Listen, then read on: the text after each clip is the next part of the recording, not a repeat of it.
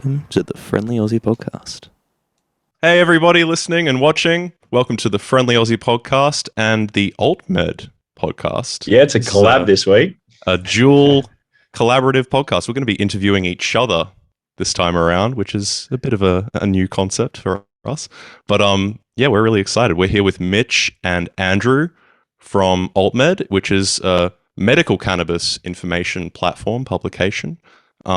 And they're doing many, many different things at the moment. So we'd like to explore what they're up to, their background, and just jump right into it. So, hey guys, how you doing? Yeah, good. Thanks for the intro, Mitch. And yeah, likewise, this is a sort of a new area for us too, having some fellow podcasters on the AltMed podcast. So yeah, we're looking forward to hearing about some of the stuff you guys are up to. So I guess in that vein, I'm just going to completely take over and ask first about you guys. So, You're the host. Mitch, the Friendly Aussie podcast, just talk us through it. What have you guys set up? Talk to me about your journey today. Yeah, the podcast is it's something we started maybe a year to almost 3 years ago now, somewhere between 2 and 3 years. It's been going for a little while. We had a bit of a break while we were trying to work out. We had some legal troubles last year, but we'll go into that later.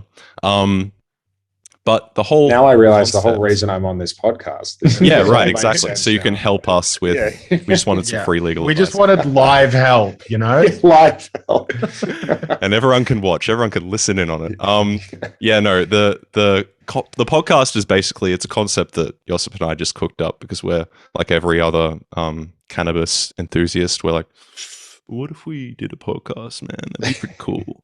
And so we figured out that if we created a podcast, we could speak with all different kinds of people in the community, in the industry. It could be great content, but it could also be a great way for us to extend ourselves out and learn different things from all different kinds of people. So been doing that for a little while. It's been really fun. It's been a big part of us growing and developing as Friendly Aussie Buds, moving into spaces outside of just written material and doing, audio and video and all those kinds of things. So it's been a big deal. Well, it's kind of like we can exchange notes with each other about, who was good on our show, the episodes that rated really well. Like we'll just completely raid your sort of like collection of podcast guests. I feel like we can exchange notes there, but totally. But yeah, it sounds like, I had a skim. So you guys pretty much tackle anything and everything to do with cannabis from what I could see. Do you guys have a particular area? Like, we look at ourselves as, I guess, the cultural community of Australia. Like we're really about the cannabis culture within the broader Australian community. So we don't really tie ourselves to any medical clinic or pharmacy or doctors or any suppliers in that regard, but we also don't tie ourselves to, the old Nimban hippies. Some would call them the ancients. So we sit outside of that and we kind of look at ourselves as, I don't know, a bit of an independent media conglomerate. That's not really a conglomerate. It's just a bunch of dudes that like cannabis, We just try to provide content that's, quite well researched and informative for the Australian community, either in a medical sense or a recreational sense. We don't really like to provide too much of a distinction because we see it as a bit of, it's still the same plant in the end. Whether you want to label it medical or recreational, it's still cannabis. Yeah, we definitely see it as a spectrum. We think a lot of people on the medicinal program have a history in the recreational space and in the culture. And we also see that people in the recreational space that haven't yet, gotten onto the medical side, they're often using it for medical reasons. So we see a lot of overlap there. We initially did start off more as a recreational type thing. We kind of branded ourselves in that way at the time, Well, yeah, it was relatively limited when we first started. Very different to what it is today. Yeah. But since we live in Queensland, Queensland has become recently like one of the biggest areas for this kind of explosion within the medical scene. So we're beginning to embrace that a lot more. We like speaking to people. I've sort of ever since, I mean, Mitch and I are both Victorian, but I've always regarded every Queenslander I ever met as a bit of a pothead. And, I really feel like Queensland has lived up to that in recent years. No, regardless of whether they smoke or not. Yeah. Yeah. Well, this is why I enjoy spending time with Queenslanders more than Victorians. But I think we're just a bit troppo, to be honest. Just a bit more chilled out. It's like too this fucking sort of- hot. yeah. Sub-troppo. Yeah, sub-troppo. But it's like, yeah, I'm like so impressed. So many people that are using cannabis medicinally here with a prescription in Victoria or in New South Wales are getting it from a doctor or, a clinic up in Queensland. I really feel like Queensland has truly paved the way. And of course, Mitch and I recently were up there for the United in Compassion conference and got to kind of see almost like what you're describing in terms of your guest profile today. We saw people that are, strictly up one end of the spectrum, pure medicinal, pharmaceutical approach. And I must admit, the whole space must just be a completely wild ride for them compared to what they're used to with ordinary pharmaceutical space. But yeah, then there were definitely people up there that, were representing the black market and sort of saying that,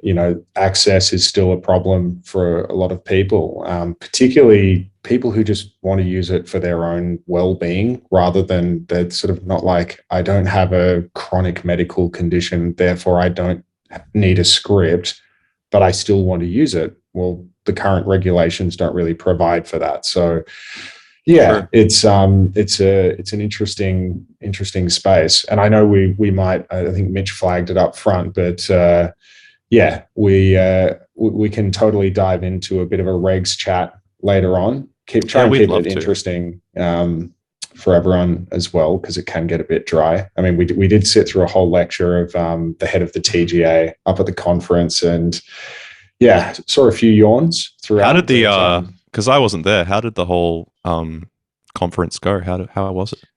It was good. The reg stuff, as Andrew said, is a bit dry. It makes him wet, but it's pretty dry. But otherwise, is my wet not contagious? I'm just everything was a bit wet up there. That's a strong. It's just a puddle that everyone's sitting in, Yeah. Well, to be honest, the weather up there, it really didn't do sunshine. It was so wet, actually. But that actually wasn't the rain, though. That was just me listening to the TGA. I don't understand what the anyway. I remember coming into the complex, the Novotel or whatever, and you just have to drive through this puddle that makes you feel like you're four-wheel driving, water splashing. You're like, holy shit, am I gonna get out of here? Yeah, it was a bit like that. But no, otherwise it was really good. A lot of people that we'd been speaking on basically Zoom for the last couple of years. Just get to meet them in the flesh, doctors and pharmacists and company execs and the rest. It was just great. It was a very good vibe. Everyone was full of life. And I had a few people saying it's so good to see you guys kind of up here. You've been locked up for the last 2 years. I'm like, I wasn't in jail. Don't get me wrong. I mean, went through some rough times during lockdown, but it was just good to see the whole community in the. They just meant because you're a lawyer, I think. In the court system. Possibly. Very good. So I guess it's probably coming back to your point about how we got into the space. We'd like to hear more about that. Yeah, I guess similarly to yours, but slightly differently. It was definitely over maybe a joint, but the joint was the preceding thing that we got into, which was our original business, Phytoca.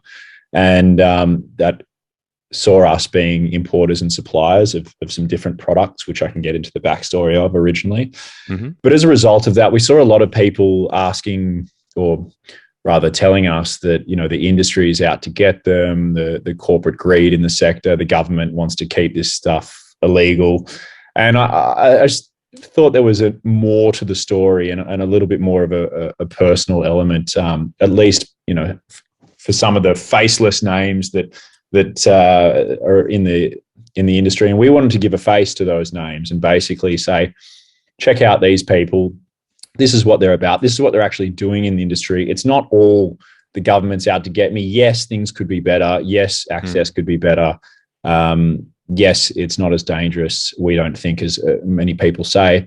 However, if you're following the Australian kind of protocol and producing the highest quality and being the most conservative, safe type of country that we are, these people are playing by the rules, and they're doing it in the interest of, yes, themselves, but also others. It's not as clear cut. It's not as black and white as everybody thinks it is. I don't think, and I definitely support legalization, but I'm just saying that in order to deal with our current infrastructure in Australia, there's more to it, and we wanted to uncover some of that. So, as a result of Phytoca, AltMed was kind of born as this. Just as a vehicle to kind of demystify everything, because I think picking up on that point, a lot of people who I know had been involved in various cannabis circles and attempts to legalize an access pathway for medical cannabis, you've got to remember these people have been burnt so many times over decades, and just trying and just beating their head against the wall. And I guess it got to a point for a lot of people that they've kind of just been like, well, screw you, government. I'm going to, do a home grow and, campaign for a home grow amnesty. And, if I get caught, I get caught, but I'll at least be able to tell a magistrate that, I need it for a medical condition or something. So people really were pushed to the brink. And I do remember in Victoria, when we first legalized, that a lot of the press was around parents with, kids with autism and epilepsy and these kinds of conditions that really, could benefit from CBD. And so, I think we almost picked up, we sort of dropped in at around that time where you had people that were disaffected by years of inaction. And then when the government finally cedes on the point, they actually create this highly complex system that's difficult for both doctors and patients to navigate. And our sort of attempt has been, if we just put more and more information out there, and we really try to be balanced about it. We were once accused by a pain doctor who we invited, very vocal, this guy against the medical cannabis industry, and we invited him on the show because we wanted to hear an alternative perspective. But he said, I couldn't go on your show because you guys are too biased about cannabis. I'm like, well, here we are offering you a platform to tell us otherwise. So he was a bit of a dipshit, but that's, that's part of it. But yeah, so we've attempted to put really balanced, independent information out there about it and let people make up their own minds. And in the course of even just the 2 years we've been doing this, we've seen access improve, and I think we are on a good trajectory. But I suppose to anyone who, probably sticks to the, this shouldn't be legislated, I guess all I can really say is look around you, look at every other aspect of life in Australia. We regulate everything in this country. So, why would the government just allow a completely deregulated market with cannabis, which has, so many different applications? We have, food safety standards. We have so many aspects of regulation that touch our lives. So to me, it's not so surprising that we've gone the way that we have gone, but I would, of course, like to see it improved from here. Yeah, I'm with you there. If I could interject, I think that one of the big developments for the past few years is that people are working within that limited, like that constrained system that the TGA has outlined to actually expand medical access to all different kinds of people. And to everyone's credit within that space, you've seen massive changes occur. Not only within the legal frameworks, but in terms of how the outcomes are for people who are patients. And in many ways, I think that's actually normalized cannabis within Australia. I think that the tides are actually shifting in terms of the public opinion, in terms of, bringing about broader deregulation in the space, or just expanding access more broadly to people. So I don't necessarily see it as, I think there's a penchant for people to look at it in terms of black and white. It's got to be either medicinal or recreational. But honestly, the expansion of those schemes, even though they started with really humble and modest beginnings, and I think there's still a real stigma against the medical cannabis schemes because of once they were introduced, people tried to get onto them. They couldn't find ways to do it because the system wasn't really set up for it. But as that's changing, I think you see a broader shift within the entire culture of Australia and the way that it looks at, I guess a medicine like cannabis. And that can only be a good thing for the recreational community. Yeah, absolutely. And we actually, I mean, it's not unheard of, online in forums to hear about people who use it recreationally, but have obtained a legal script for flowers. Right. And how they're just, like people will always work within the framework that they're given. And, it's kind of, I think a lot of the complaints about, the system as it is, for every regulatory action that any regulator takes, be it Office of Drug Control, TGA, there's always a reaction. And sometimes that reaction just isn't planned at all. I mean, the sheer traffic, the volume of traffic that the TGA had to receive in the early days for special access scheme approvals and, needing a separate permit from your state Department of Health and all these sorts of things that, it was kind of like, we'll provide access and then we'll try and figure out how it all works afterwards. And that really bottlenecked the system. And so people were waiting days, sometimes weeks for approval. And now it's down to sort of same day approval on a special access scheme, application. So yeah, things have definitely gotten better, resources been planned, but Mitch and I are still very supportive of things like, what I think Mitch is. We have talked about it before. He might have changed his view since our last conversation, but as I understand, we are broadly supportive of, things like what they've done in the ACT, where there actually is a home grow amnesty. Would love to see that in Victoria and all the other states. Us too. Yeah. Yeah, wonder if those clinics would be quite so busy up there if they had that actually. But that's a good point, to be honest. I think I've actually thought that the way, if you wanted to have home grow amnesty, you should do it in conjunction with the doctor. So you'd have to source your genetics directly from like a government supplier, like that's an approved supplier, and then I don't like that. So many genetics that would actually go. I don't like that. You're getting 5 seeds. Your doctor knows you're growing up to 5 plants from that, and that's they have the serial number of the seed. Yeah. I could just see Mitch is basically checking his watch to see if he's got 6 hours free because he's about to chew our ear off about this. Yeah, let's go. Just so you know, Mitch, I don't have 6 hours free to listen to you talk about this. But, I'll cut it down to 5. If you could get it down to at least 5. No, I mean, there's a couple of reasons. One, I mean, that would just never really work because, I mean, as soon as you've grown one plant, you can produce as many seeds as you want, or you can just clone, obviously. But the worst part about that would be using the genetics from the government. True. That's the when last I say place. Government regulator, like I'm meaning they can have a private company, but you're going through someone that's government approved, and that's the private company, right? Like the same way kind of genetics work now. You have to go through someone who's gone through the accreditation effectively to be able to bring in those genetics. Depends what the accreditation process is. I mean, if it's too strict, then it really prevents the possibilities for people to home grow.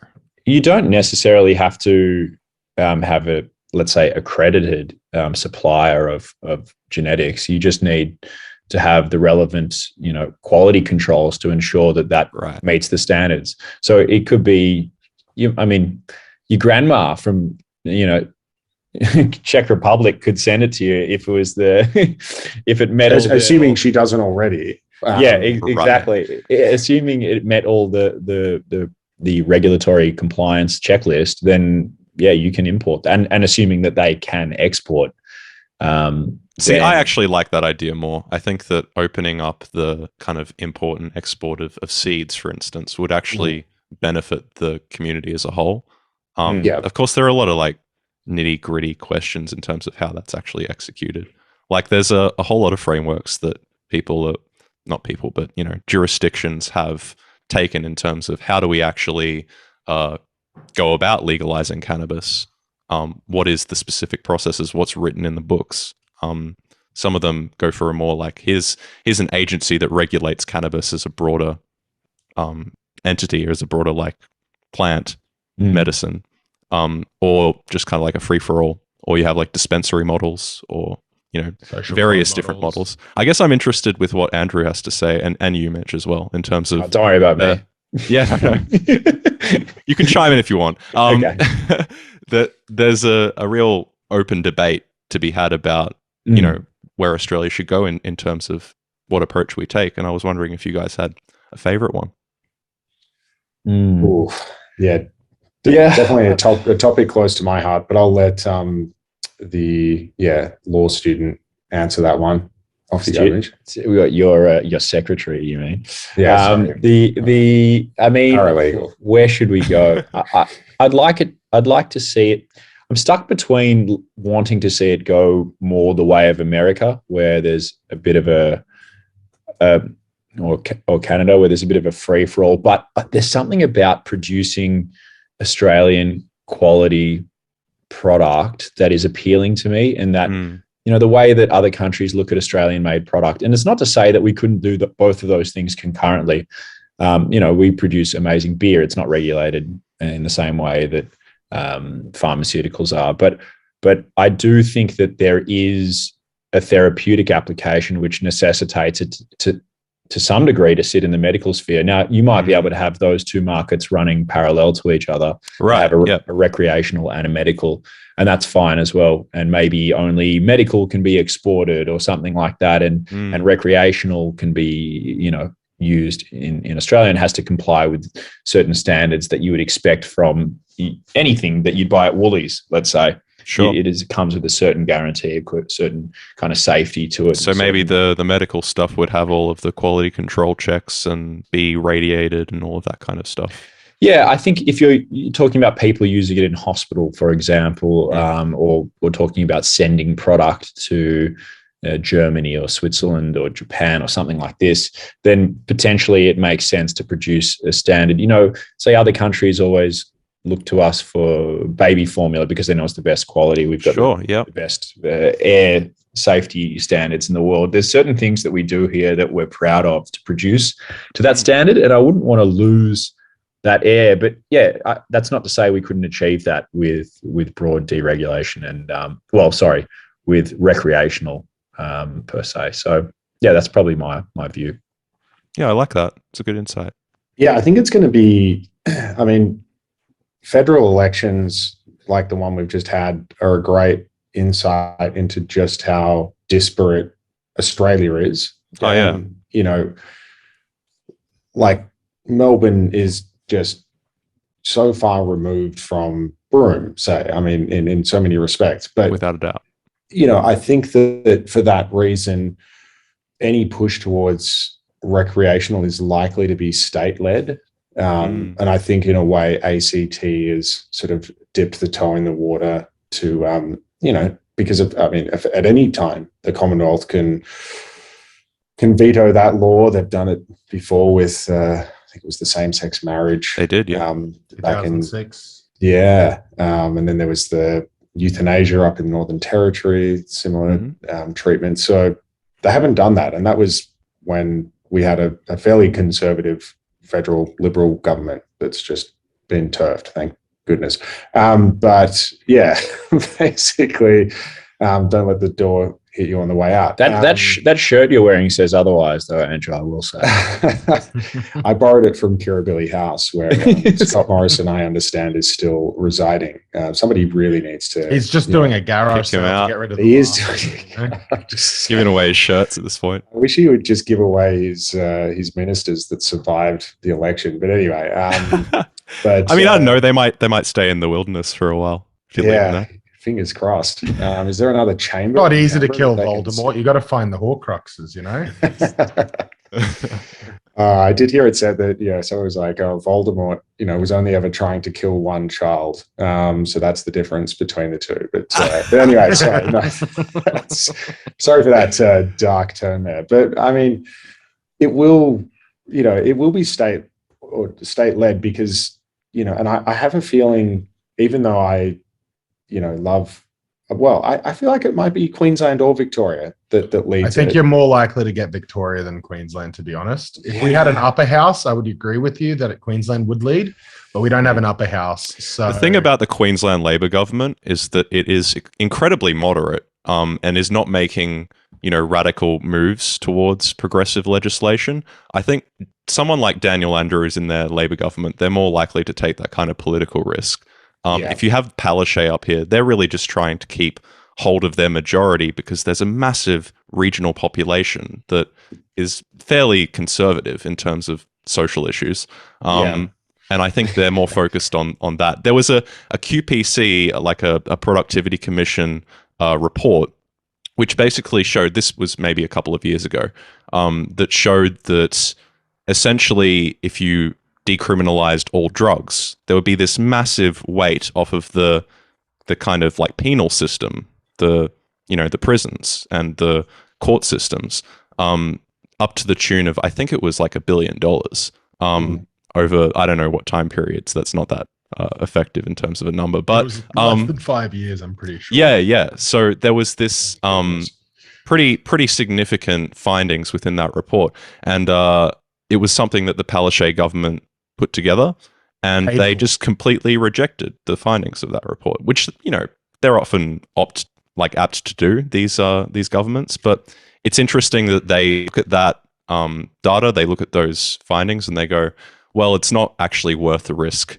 in terms of making a kind of sweeping political change. A death note politically for them, possibly. And it is interesting. You guys got 3 Greens, lower house. We do. All you fucking Victorians moved up here. Southeast Queensland is a very different beast. It's a very different beast. Brisbane, it feels like a progressive capital, but you go like 100 kilometers out, it's completely different. It's so different. Mitch and I were in Cairns middle of last year and went to a little town called Mareeba, which is HQ for Catter Country, and to think that you've got that in the same state as 3 lower house. But yeah, look, it could be Queensland, it could be Victoria, but one of the states is going to push for it. I guess there's implications as well if we go recreational to our obligations under international drug treaties. Have implications for the Tasmanian opium industry. For sure. Because we've looked at that actually. Something that we've published in our little thing at Fab, because we see that as well. We go, well, the UN's got these existing, treaties, and a lot of it in terms of the pharmaceutical industry is operating off of the basis of those precedents. Yeah, we could potentially lose the rights to grow our damn poppies. Exactly. And then it's sort of like, if we go that direction, we shut down that industry and we emphatically tell the US and all the other signatories to that treaty, we're done. We're not doing this anymore. We want to actually have a separate industry in Australia that embraces cannabis. So, getting that kind of harmony between Commonwealth laws and whatever state decides to go rogue will be an interesting one to watch. But I totally agree with, I think probably everyone on this call probably agrees that, we have a great opportunity to position ourselves globally as an epicenter of quality, and we should definitely strive for that. I mean, Mitch and I, because of our background through Mitch's family, being involved in the space for nearly 40 years, we have an interest in seeing regulations around, actually calling something full spectrum, even if it's, regardless of whether it's made available for the medical or the rec market, like there just is no rules around that. And so, we would a bit like consumer law in that way, like calling a spade a spade. Yeah. And if there has to be how about calling a strain by the actual strain? That'd be big. It'd be nice, wouldn't it? That's a nice to have. That's not. I don't know. Didn't the TGA say that's something akin to magic or something? There's rules around advertising on labels. Your label can't suggest magic of a sort. So we can't call it the Voldemort strain. But yeah. I personally was a little offended when Sadovite released a Yandi a while back, because I was like, Yandi, that's what the indigenous folk call cannabis here, right? But then the bud that they're bringing in was fucking Canadian grown. And I'm like, but that you can't call Canadian weed Yandi. No. I'm sorry. It's just not okay.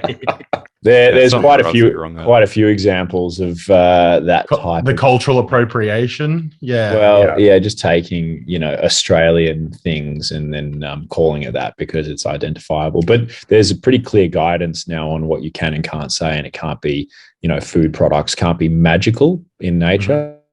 Mm-hmm. So you can't call it unicorn dust or something like that. You can't call it anything that would inflate the sense of its efficacy. So like big burst or tasty, you know what I mean? You can't have anything that's suggestive of food and things like that. So potentially, like, for strains that comes to mind really quickly is maybe the word super. So like a super lemon haze, right? Because that's like, it's more super than the lemon haze. You couldn't even use lemon haze anymore. So like now, technically going forward, and I think you'll see this in going, very soon, you're going to have like, P687Z kind of stuff. To the extent that enforcement action is taken, that's always the caveat here. See, that's a thing. It's like you have all of these guidelines and regulations in the industry at the moment, but you see a lot of people playing it really fast and loose. Like you just a lot of companies that simply don't seem to care about it. It'll be interesting to see what kind of enforcement action is taken, if any. I think companies don't care until they do. Once you get a fine slapped on you, or you get the warning that your license is at risk, then they seem to care. Right. But even then, sometimes they don't. They just challenge it. It depends, I guess, also how much cash you got. Yeah. How deep are those pockets? Yeah, pockets. Actually, speaking of legal issues, did I hear a little whisper at the start of this conversation about what? We should talk about it. I'll break it down for you. Yeah. Our audience. Give us an anecdote. Our audience doesn't, and they can't hear it. I'll tell you right now. Give me an excuse to get wet. Come on, guys. All right. Let's do it. Let's do it. In September last year, in 21, we got raided here at Fab HQ with about 10 tactical cops that came in through the door. They had a warrant for my name. They're better than the untactical ones. Yeah, they're much more. So they had a warrant for Mitch's name for possession. But prior to coming here, they went to my parents' house. I didn't update my address once we had moved. So they went there and they tried to kind of harass them a little bit. And they were like, he doesn't even live here. Why are you here? We're not certain why they actually showed up. We think that it might have something to do. I never saw the warrant. One at my parents' place. They never handed it to anyone. They never gave it to me after the fact because they obviously fucked up because I didn't live there. So I live 5 minutes away. Well, we live 5 minutes away from where my parents are, maybe a little longer, but about 5 minutes. And anywho, they come in and I had a phone call kind of hit me before they came saying they were at my parents' place. So I'm like, oh, okay, cool. I need to try and clean up. I didn't have much time. I had 5 minutes. I chopped down my one single plant. I had one plant and that was it. And by the time I basically did that, they were already like smashing in the door, and I managed to get downstairs just before they smashed open the door, which would have sucked because it's a heritage listed door. Not my just favorite. The door. Wow. Okay. Just the door. Not the house. The house is upstairs, but the house got raised and we've got a whole bottom that's like unique. Anyway, irrelevant. So they come in, they do their questioning, they do their spiel, all that sort of shit. And basically they charge me with possession because I had a couple buds that were not in my medical containers. You're talking about like 2 nugs. They found LSD in my room. They found LSD in Mitch's room. Did they take it? They did. They did take it. They took our bongs. There was probably 6, 7 around the house. I think they stole one of my vaporizers because I haven't been able to find it since, and it was never on their report, which was fucking shit because it was I don't know if you boys have ever seen the Cloud Evo Exhale. It's the bong vape that you can attach like a water piece to. It's fucking mint. I think they assumed it was a bong of some kind. But the thing is, it's like they would have been separate. So the other thing was like an electronic device. So they shouldn't have taken it. But anyway, frazzled. I didn't notice that they had taken it. Was there like they confiscate empty Gatorade bottles over conspiracy to prepare a bong or something like this? Well, fucking what's hectic is you come in here and I've got like hundreds of grinders. I've got like, I had probably like 20 clean bongs that they couldn't. You should have seen the evidence list. It was it was like 10, 3 pages. That's hilarious. Unbelievable. Oh my God. So it's a message to the cops, by the way. I'm just going to intervene. Fuck you. Just don't hassle those guys. Sorry. Like seriously, fuck you. And you know what? We actually think that it might go after me. Unless you actually are, if you work for the Queensland cops, bite me because you have no jurisdiction. But no, where were these people from? Was it AFP? Was it Queensland? It was the Queensland QPS. Police. Yeah. But what's interesting about all of this is Dutton's old mob. Yeah. Mm-hmm. They're tops. At the end when they were leaving, they were like, I was escorting him out and I can't remember what it was. And he's like, oh, look at you still like even like escorting us out and being polite. And I'm like, yeah, cops are tops. You're just doing your job.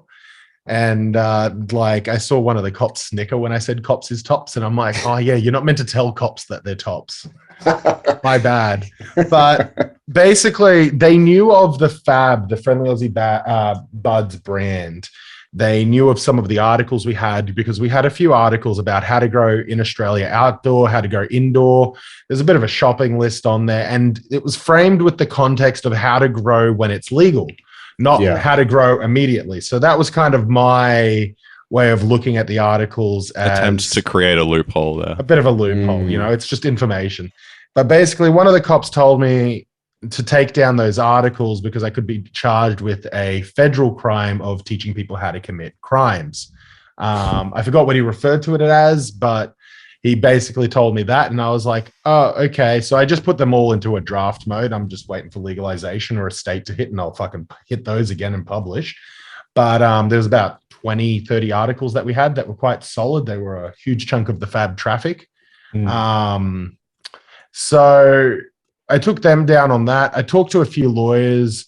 Most told me pretty much an empty threat. Probably they would never even charge it or anything like that. If they were going to do something like that, it would have been the actual AFP. But in the same regard, I haven't put those articles back up because I don't really want to deal with the headache. And the thought was maybe they got wind of us through some of those articles. If you Googled growing cannabis Australia, we'd be like, top 3 links.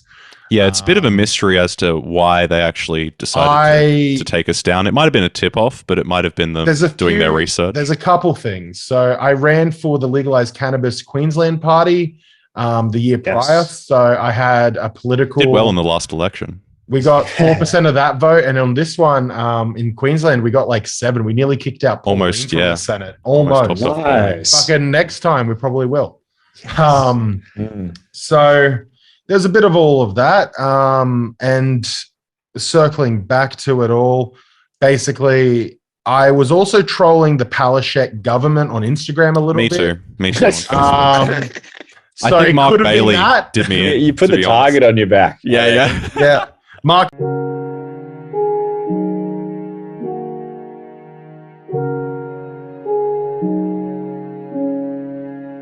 Bailey's our local member, and Mitch was having some meetings and harassing. He told me something like "Stay Fab," and I'm like, "Oh, it's a conspiracy. He knows that I exist." Yeah. So Andrew, what's the legal opinion regarding whether they can't have growing content? Yeah, we need to know about this. Well, I must admit, I guess the Commonwealth Criminal Code is pretty expansive. It wouldn't surprise me if there was something in there that effectively said, you can't teach people how to grow cannabis, how to make pipe bombs, how to, commit crimes overseas. There's some sort of sections that relate to being able to be tried in Australia for things that you do overseas, extraterritorial jurisdiction and all of that. But yeah, I need to look into it, but I do. But now that we're doing it legally. Yeah, I think the thing that just bothers me is I just feel like when you read about statistics for things like DV and all these other things, I just think surely there's got better to be things to higher find. priorities than this. Like, and that's basically the defining theme of our journey in court. It was just like, wow, what a waste of resources, basically. totally. You know, 10 it's kind of, cops, 10 cops to give me a $1,500 fine and no conviction. it's actually Same. What's their reminding me hourly of, worth? that like Friendly Geordie's case. I don't know if you guys are familiar. Yeah. Where We that did follow prisoner- that. We followed that and we're like, is this us? This is kind of That's us. you guys. You know, the power of the state just being used in a kind of an abusive process manner to just intimidate people. And it's like, guys, you've got so much more important shit you need to be doing. Please just, or unless, I guess I could flip it the other way. And I'm like, if that is the highest priority on their list, then I'm thinking Queensland is in a pretty good space. You know, there's no crime really. They've solved all the problems. They've solved everything. But we haven't had a domestic violence case here for like at least 3 years. You know? Not a chance.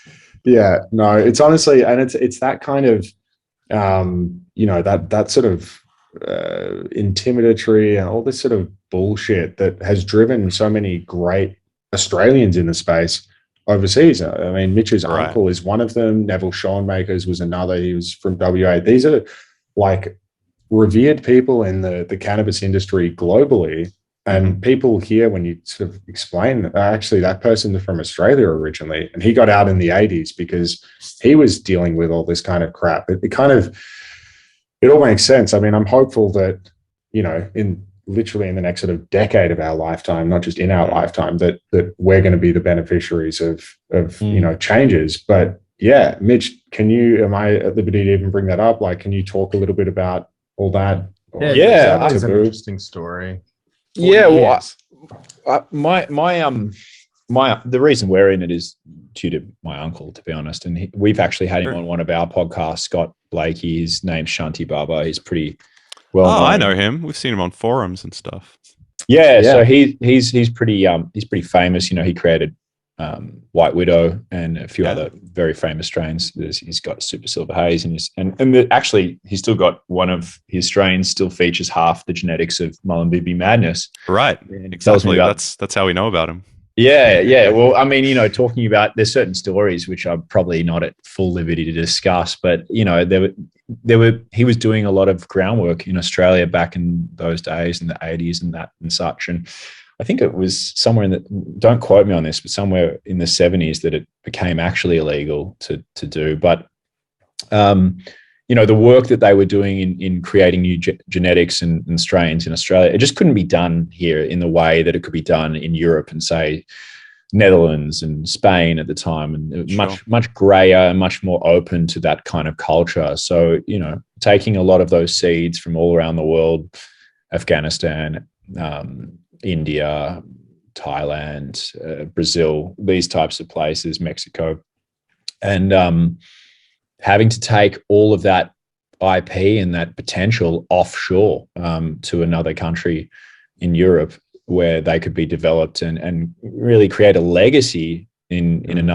away from where otherwise Australian ingenuity would have been able to flourish and create something quite amazing. I mean, we have such an amazing climate for it. Yeah, so true. And what a loss. It was a real loss. And, you know, he's now an expat with this wealth of information and this wealth of this incredible genetic seed bank. And we're trying to bring that back in the products that we do through Phytoca. Yeah. Can you speak more about that? We wanted to bring that up.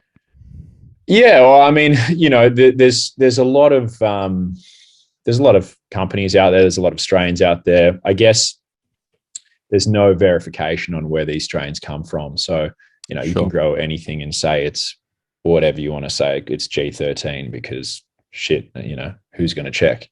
The reality is that if you're wanting to find the right type of strain, you're wanting to get that original Gorilla Glue, you want that diesel sour, whatever it is you want to get, you don't need to just find that strain. You need to find it from the brand that originally created it, I think, or at least the original grower, to have any semblance of authenticity. And so it comes down to the genotype, pretty much. Yeah, I mean, there are ways to track it, but not for the average person, and even then, it's very difficult. The only way you can guarantee you're going to have something that is of that original pedigree is to get it from the source, and that's certain growers in America and Europe, and that's pretty much about it, to be honest. So we're very lucky. We've got some genetic, let's say, nepotism that we're happy to try and bring back to Australia, because it's something that I think belongs here, and part of our journey is to really hone in on those genetics and breed, as Andrew said, full spectrum, but actually full spectrum, making sure that those minor cannabinoids, acidic compounds, terpene profiles are there, and bring back some of the things that won these cannabis cups in the 80s and 90s that just, are around sparingly. There are certain people that have got it in guerrilla grows in Australia that maybe did get the right genetics, were unbelievable growers, but you can't reproduce that, and if they get raided, it's gone, and you know what I mean. There's just no consistency, and I think that or at least all my life growing up, whenever you got cannabis, is like there were two types of cannabis, out like bushweed and hydro, or good weed and shit weed. Like there was no strains, there was no differentiation. We know how different those experiences can be, and the types of quality and product you can get. So bringing back some of that connoisseur mentality and the ability to have something specifically for a moment, a mood, an indication, whatever it is you want. You don't always feel like a beer. Sometimes you feel like a red wine. Sometimes you feel like a tequila. And regardless of the recreational side of things, there's also therapeutic applications for those. So for us, it's really about, bringing in a different plant than or a different oil or a different product, whatever it is, not just based on purely sterility, but also based on the profile that product conveys. That's amazing. That's the kind of stuff that I think our scene currently needs, in terms of actually preserving that legacy of people attempting to do just that into the past. It's great that you're continuing that work into the future. Well, I think we've done some good things in terms of the quality controls and standards that, when you get something in Australia, it should be of a certain standard. Sure. But that's just the first step, and there's such a bigger journey at play here where we really need to focus on, and it will happen eventually, this product differentiation, but there's so much IP marketing hype. Yeah, there's just so much knowledge that goes into, there's so many stages of it, right? First, you have to have the genetics, because, we've explained this on a couple of our talks. It's like, if my parents aren't 6'7", I'm probably just not going to play basketball that easily. Like, it's got to be within your remit. It's got to be in your genetic code to actually produce CBG or CBC or these types of compounds, let's say. Secondly, you need to have a cultivator that is actually able to, well, first you have to select the phenos that will express that if you don't have a cutting, but then you need to actually have a cultivator who's going to make sure that comes out and all the facilities to do that. Yeah, right. So you've got nature versus nurture, but then you've got this extra nurture step that if you want to produce anything that's a manufactured product, an oil, there's certain processes that favor sterility. There's certain processes that favor maintaining the integrity of the original plant. So maintaining terpenes, maintaining minor cannabinoids or more volatile compounds, let's say. That's important to develop consistency in the product, right? Yeah, well, there's different levels at which consistency is important. So you also want stabilized genetics and stabilize and controlled rooms where you can reproduce the same thing. But then you also want to make sure that your extraction method maintains those things and doesn't kill it based on the pressure or the temperature. Interesting. And then you also want to choose the right platform to kind of present that. So, what carrier oil are you using? Are you using something cheap like MCT oil or hemp seed oil, which coagulates, that ironically and counterintuitively is not a great carrier oil? Or are you using something a bit more interesting that's enhances the delivery of cannabinoids? So that's just in the oil market. Then if you go into vapes and distillate and all these different types of formats, there's new considerations again, because you're further distilling, further removing things from the original plant.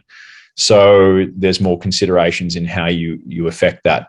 So I just want to clarify that the information being conveyed is general in nature and can't be relied upon by anyone. Thanks, lawyer. To this podcast. You should speak to your doctor should you require any specific medical advice that is particular to your condition. Important to acknowledge. No, just as a comment, really.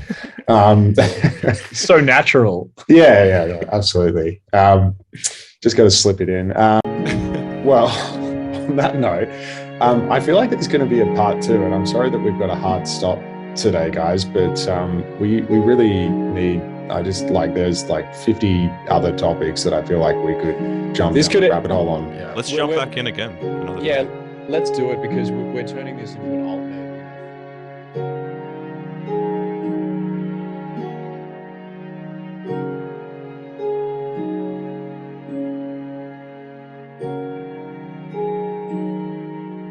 Hello, welcome back to the AltMed Cross Friendly Aussie podcast. We're back for part 2. Andrew and Mitchell are back with us again, and we're just gonna get right back into it. We're not gonna waste any time. We're just having a free-flowing discussion, a bit like last time. How are you boys doing today, this week? Thanks for having us back, Mitch and Josip. It's truly our pleasure.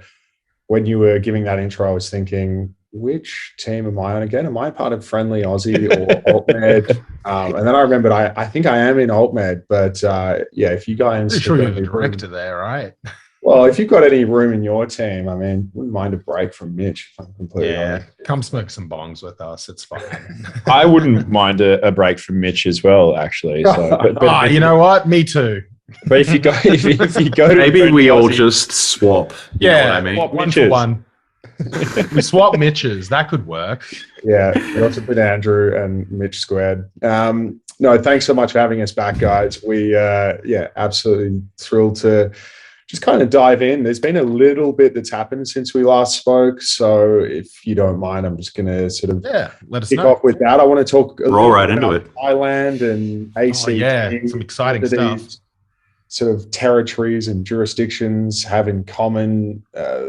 As a broad umbrella, I'm going to say they're both going in the right direction, but in different ways. So let's talk maybe first about Thailand. So as the kind of outlier now of Asia, what did you guys make of the news that Thailand looks set to basically set up a bit of a rec market? Yeah, I'm fucking hell excited. One interesting thing that I know, we had John Tay on the podcast, and he's actually my doctor, Dr. John Tay.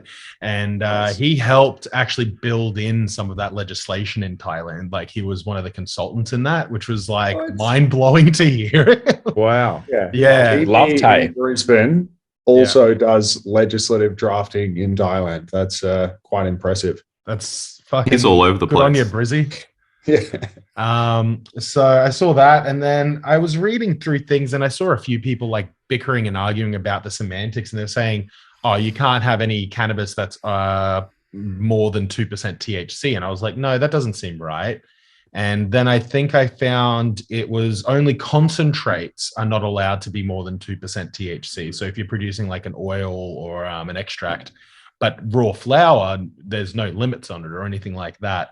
And then on Instagram, I've seen a couple little kind of cafe things pop up from Thailand, and people are selling things, but it's expensive. It's like $50, $60 Australian for like a 3.5 gram fitty bag. Kind of thought it would be a lot cheaper in Thailand, but maybe that's like a tourist shop or something like that. But still, damn. That's interesting. I hadn't read the thing about it was only oils that couldn't be above that. So effectively, flour is a bit of a free-for-all. Is that right? Okay. That's how I've managed to understand it anyway. Well, it's CBD only currently, is what I read, below 0.3% THC. But I think Josip's saying that's only for concentrates. I think that's only concentrates. Oils. So flour might not have that rule applied to really? Okay. Yeah, that's what I'm getting my head around as well. I mean, there's really one way for us to find out, which is that we all need to do a group trip over to Thailand and do a bit of I'm thinking... I'm in favor. My birthday's in August, boys, so we get in a private jet. We'll see. Split it like between 10 of us. It might be all right. if we get another 100 subscribers on AltMed, it might be able to finance that, but we'll see. Let's just start a group Patreon or something. Yeah, exactly. Get all of our followers. Putting out a bit of a desperate call there. But no, I actually think it has serious potential to really transform tourism in that country. I know a lot of people will be, really keen to go over there. I think it's sort of a step that I can see other countries or regions, like maybe even Bali, as hard as that might be to square. Hard to imagine that one, isn't it? Yeah. Well, this is the thing. It's happening in a region, Southeast Asia, which is, renowned for how strict and punitive they can be in terms of these sort of drug laws. So it's a really big step and a smart move for people who want to holiday over to Southeast Asia but aren't so keen on the idea of being thrown in prison and executed. So yeah, like that's not ideal. I mean, I'm not over the detail with any of what's happened here, but minimum benchmarks for holiday destinations. But no, I notice as well, like, Japan, I think for a little while, Japan has had a pretty liberal policy on CBD. I know that products have been available in a retail context there, but yeah, other than that, this really is quite an enormous step for that region. Did anyone see the recent information around a news report about Malaysia ending the mandatory death penalty for non-violent drug crimes as well? I didn't see that. I haven't seen that. So that's a very new addition as well. And on top of that, I think Singapore and Vietnam and Myanmar are all increasing the death penalty usage for drug trafficking. So, and you have Duterte in the Philippines as well. Who's recently been replaced by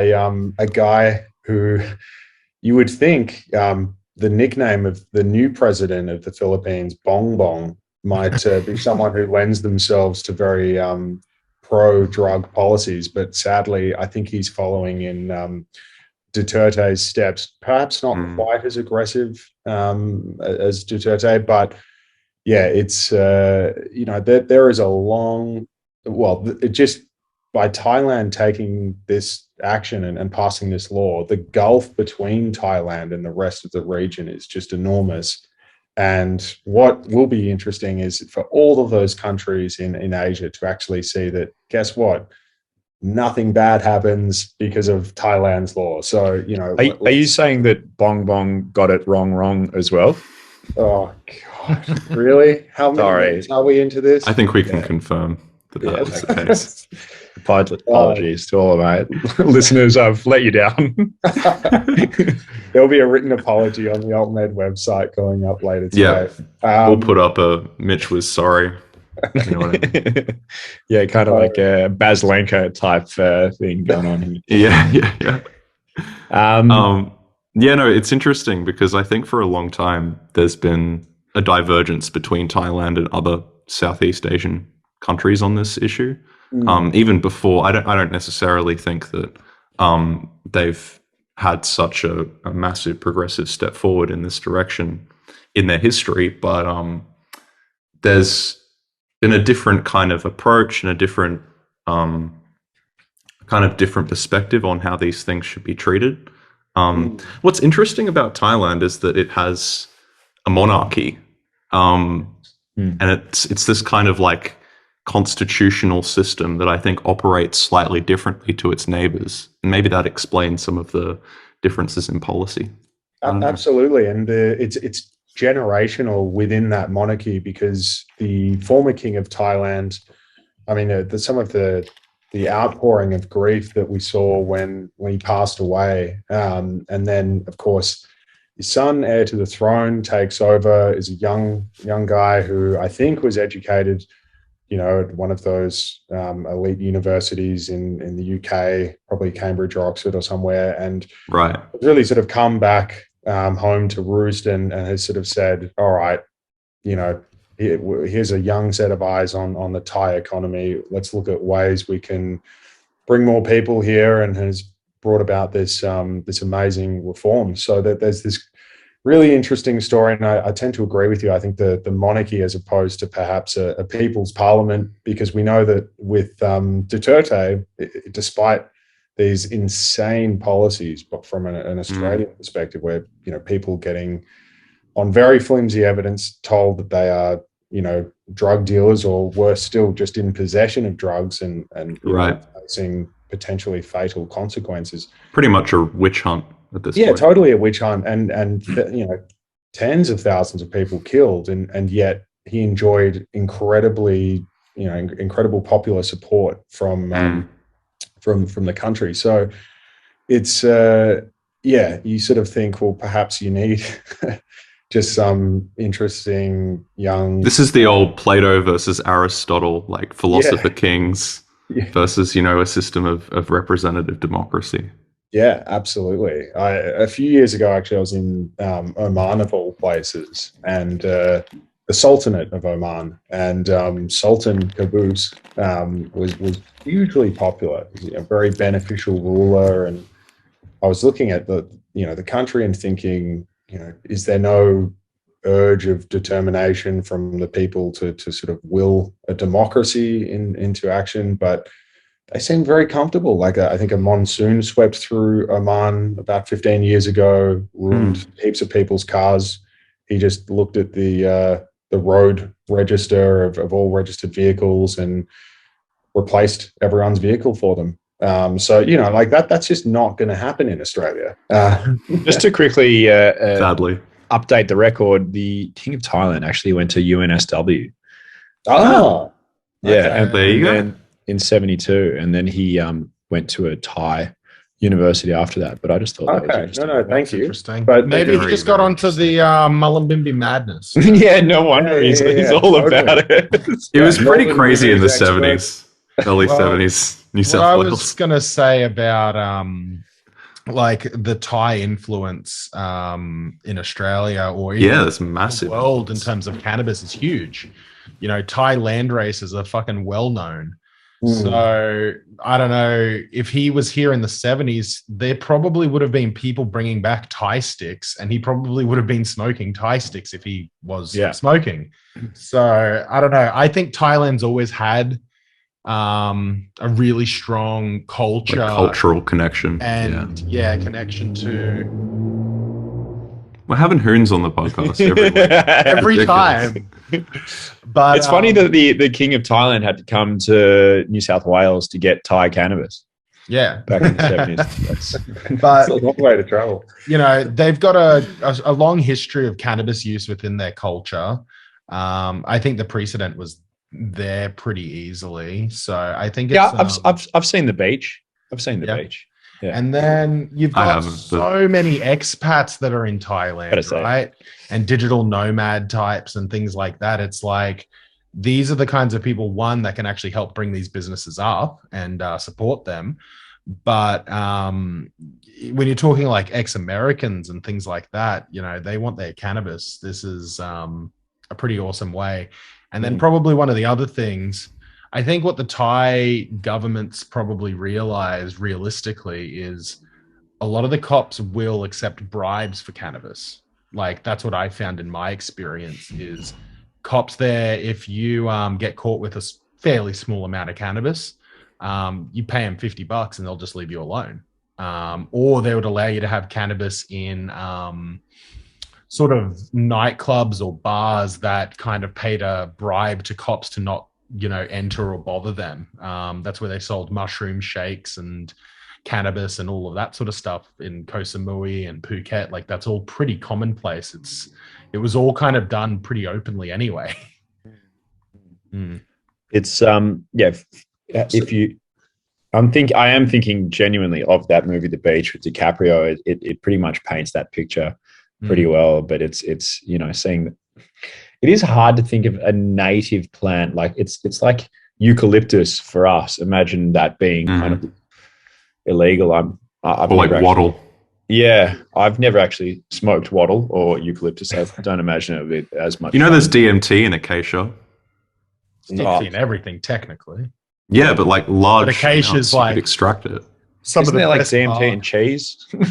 Probably. Yeah, but with acacia, the acacia bark, it's something like 2% DMT.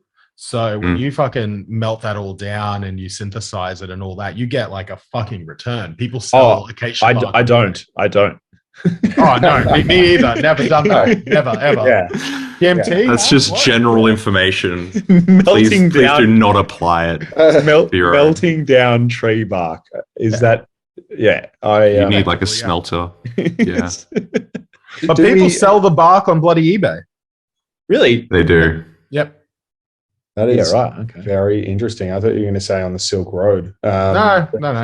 Oh, if we want to talk dark web, this could be a good cast to have a little chat. I can talk dark web cannabis all day. Can you actually? I haven't talked about dark web cannabis at all. All right, before we jump, let's go to ACT and then we'll go to dark web. Yeah, and I just have one last thought on Thailand, which is just this idea of, people go over to South America to do these, ayahuasca spiritual retreats.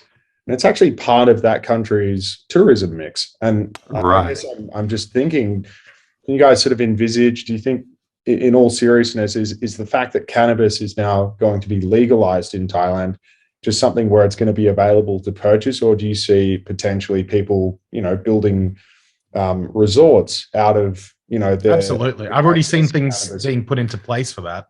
Tourism is such a huge industry in Thailand. I can't see that not happening. In fact, it would be kind of like a sunny, like tropical Amsterdam if things go well. Well, that's what I was going to say. Like, people go to Amsterdam seeking that kind of experience. There's no reason that wouldn't be replicated if THC is available. Obviously, you're not going to have it in food products and that type of thing. And the jury's a little bit out on the THC. I think, from what I've read, that you still can't have it as like a party drug. Yeah, you're meant to use it medicinally, but I think that's pretty loose and lax. Yeah. I always get back pain when I'm out at the club. Yeah. Well, I mean, actually, though, I've been dancing for 2 hours. It's sore. Like, how is that not valid? Well, so it sure beats getting it from the dark web. So take us through that, because I've we can talk ACT afterwards. I know Bitcoins are a bit cheaper today as a result. Shorting that market. But I mean, back when was it? 2015, maybe even 14 to 16 or so. There was a bunch of people on there that were selling buds. Some were scammers, some were not. Most of the time it was not, but maybe you didn't get what you thought you were going to get. There was nothing available in Brizzy that wasn't PGR. Like, at least that I could find. It was really, really, really difficult to find any sort of quality cannabis. Jump on the dark web, though. Fucking strains galore. Get hooked up by, what's his name? Dread Pirate Roberts. Pirate Roberts, yeah. I love fucking Dread Pirate. But the Silk Road was like very, like, people hold that in like a level of mysticism, like, oh, the Silk Road, and there was the Silk Road too. But the thing is, Silk Road was fucking small. After it, there was like fucking heaps and heaps of other marketplaces that came along. The most notable that I think of is Alpha Bay. And there was a couple others, and a lot of them actually exit scammed, which is basically where they took people's money and just fucking legged it, because they had an escrow system. So if anyone's never used dark web or never looked into it, the way it worked is sort of access via Tor browser or something. Yeah. Like that. You jump on a Tor browser, go to a Onion link, and that would give you access to this website. You'd want a VPN doing it all, and there's a whole bunch of security about it. But the way actually the payment worked is you would send Bitcoin or crypto of some form to the not the exchange, the marketplace. So the marketplace would hold your money effectively like a wallet, and then when you purchase something, you would not send that money directly to the vendor, the product, or the vendor. You would have it held up in escrow until you received it, and then you would mark that you've received it, and then it would be released to the vendor. That escrow holding time, though, there was millions of dollars. There were marketplaces that legged it with. There was one, I'm trying to remember the exact name. I think it was like Evolution, Revolution. I was online when it all went down. It was a fucking crazy shitstorm of a show. Like, it was, Reddit blew up over it, but they ran off with like $120 million worth of Bitcoin in like 2016. Why wouldn't you do that if you were running like a dark web market, because eventually you will be caught by the CIA, FBI, Yeah, if you don't exactly. run and do it. So you're talking $120 million then. That was when Bitcoin, I think, was around $1,000 a coin. Last year, we hit $69,000 a coin. You know, that could be literally billions of dollars at the moment that they ran off with. The reason I talk fondly of the dark web, it was actually part of the reason that led me onto the journey of wanting to, you know, make cannabis a little more mainstream and do all of that, because I was like, the stuff people are smoking is not even cannabis in my eyes. If you're smoking PGR, that is not cannabis. That is balls of shit. I don't know how else to put it other than balls of shit. Yeah, and it has to be said as well. You would think that from a law enforcement perspective, and I have actually listened to a great podcast. Shout out to it probably doesn't need a shout out. Very popular podcast series, Case File, that I think did a 3-part series about Lord. What's his name? Sorry, Pirate Roberts or whatever. And he was intercepted by agents at a library in San Francisco. That's right. It's because he tried to apparently put a hit on someone. He did. Oh, right. Yeah. So the story was, and that person was FBI. fake. Yeah. Yeah, it's coming back to me now. Yeah. So, you know, he's still in jail, but effectively once they took over, you know, or were able to uncover everything that was happening on the Silk Road, I mean, from a law enforcement perspective, it would give you an idea of the size of the market, the amount of potential tax revenue that has been missed by the government. So I actually believe that even though, you know, they would look unfavorably, there's some really useful data there for them to digest. Definitely. Man, if you ever saw Alpha Bay in its prime, it was probably like 10 to 20 times bigger than Silk Road in terms of transactions and everything. Really? Huge. Wow. Yeah, there's been a few other ones. There was Agora. There was, I can't remember them all. They like, the exit scams happen pretty often. Like, you know, probably once or twice a year, there'd be a marketplace that went, but there was always one that kind of rose to the top. And you always kind of questioned when one exit scams, a couple months later, you know, you've got another one popping up and it starts getting popular. And you're like, is this the same people? It could be the same people. It's probably the same people. I just wonder how people, you know, get that Bitcoin exchange for actual funds. Like how are you going to convert even $120 million of Bitcoin without it kind of showing up somewhere? I never understood that. You can't. Like, that's one of the funny things about Bitcoin. While it's anonymous, it's also completely not. Everything in Bitcoin is traceable, you know. As soon as you transfer those funds, you can see back into US dollars.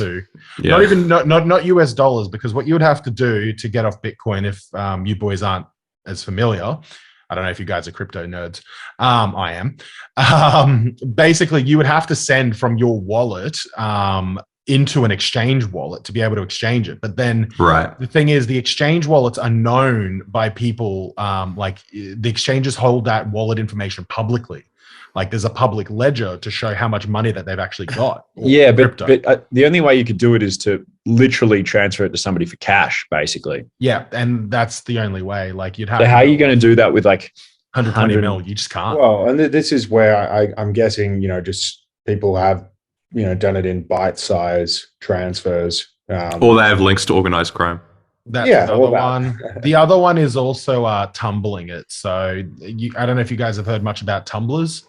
The idea is you put your crypto in and then it actually sends it to another address and another address, and it splits it off into lots of little bits, and then it will send it to some other address, and then you'll return and grab that coin into your new address. That way it kind of cleans it. But the thing is, tumblers, because they're built by someone, again, they could scam you. Like, you wouldn't run $120 million through a tumbler, hey? Yeah. But, you know, if you're doing it in small bits and things like that, and also if you ran off with that much money, do you really give a shit if you lose a bit here and there? Probably not. We've gone completely off topic, but I am just curious about one other thing. Now that I'm speaking to a self-proclaimed crypto nerd, how do you even say you wanted to legitimately buy $120 million worth of Bitcoin? How do you do it, like that transaction? You have to go off exchange. You can't do that on an exchange because you'd influence the market a little too much. So you would talk to like a big investment firm that actually holds crypto, like a MicroStrategy or But how did they accumulate it? You know what I mean? Like, well, they bought it over a period of time. So Michael Saylor's company, he bought shitloads of Bitcoin at around $3,500 US. So they're holding, I mean, now that it's at like about 21, 22, last I checked, their value's gone up at least, 5-6 times.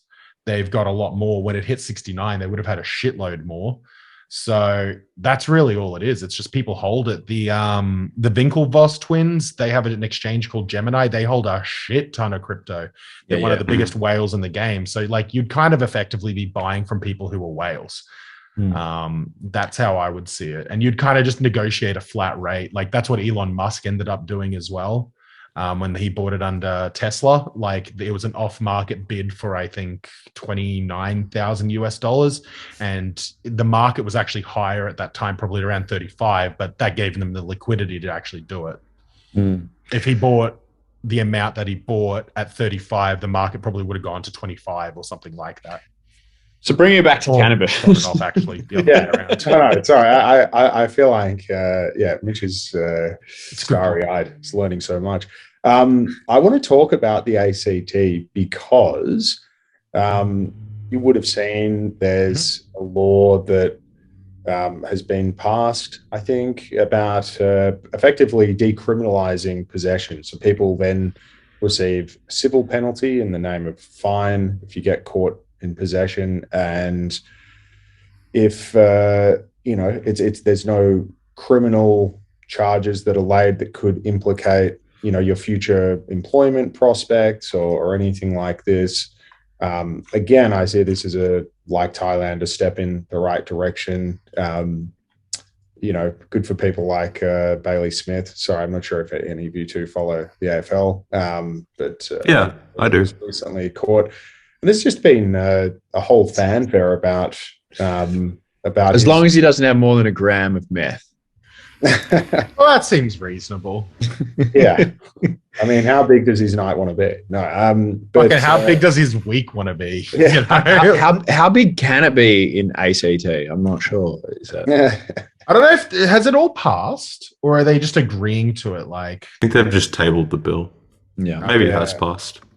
Yeah, I think it was a private member's bill that was introduced by a Labor member in the upper house, Michael Pedersen. Yeah, who we've talked to him. Oh, nice. Okay. Yeah. So, I think ultimately, this is a step in the right direction. How does it end up being ACT that has this plus, home grow amnesty on 2 plants? Like, why is it just ACT? I think, is this where the conspiracy theory of it's for the benefit of the federal politicians and their kids, maybe? Could be. I'm not trying to propose that. I just don't understand why it's just that region. There are a couple of reasons, I think. The first is that the ACT Legislative Assembly is quite progressive. You've got a fair few. They've got a Greens Labor government there, and so they don't necessarily have to worry about the same pressures as other states when it comes to regional areas versus urban area. You have Canberra, and that's pretty much it. So it's almost like a local council. And the thing about the territory politics is that there's a level of autonomy there because they're subject to laws from the federal end. They don't have the state legislature. They don't have that same structure. So the federal government could step in and be like, this is not on ACT, we're going to roll this back. And I think that that's almost like another check or another balance on top of this kind of progressive assembly pushing laws forward. And so they feel emboldened to actually give things a go. It's almost like a testing ground until the feds roll in and tell them to stop. Because states have more power under the Constitution than territories, obviously. So under the Section 109 of the Constitution, effectively a state can make its own laws, but if there's any inconsistency with a federal law, then the state law is null and void to the extent of that inconsistency. Whereas for any territory law, the Commonwealth government can effectively just veto it, to your point, Mitch. And I think that I agree. I think that there's always a bit of an appetite in the ACT Parliament to challenge and see what they can do. They had their same-sex marriage laws in 2004 shut down by the Commonwealth government, but more recently, the home grow amnesty and now drug decriminalisation, which looks set to go through. They've also had a bit of a change with a very conservative senator who was one of the two, because remember the territories, NT and ACT get 2 senators, while the states, all 6 states, get 12. Zed Seselja, I think his name is, Liberal senator. If you haven't heard of him, that's because he was rubbish and he did nothing. And no great loss at all to the Parliament.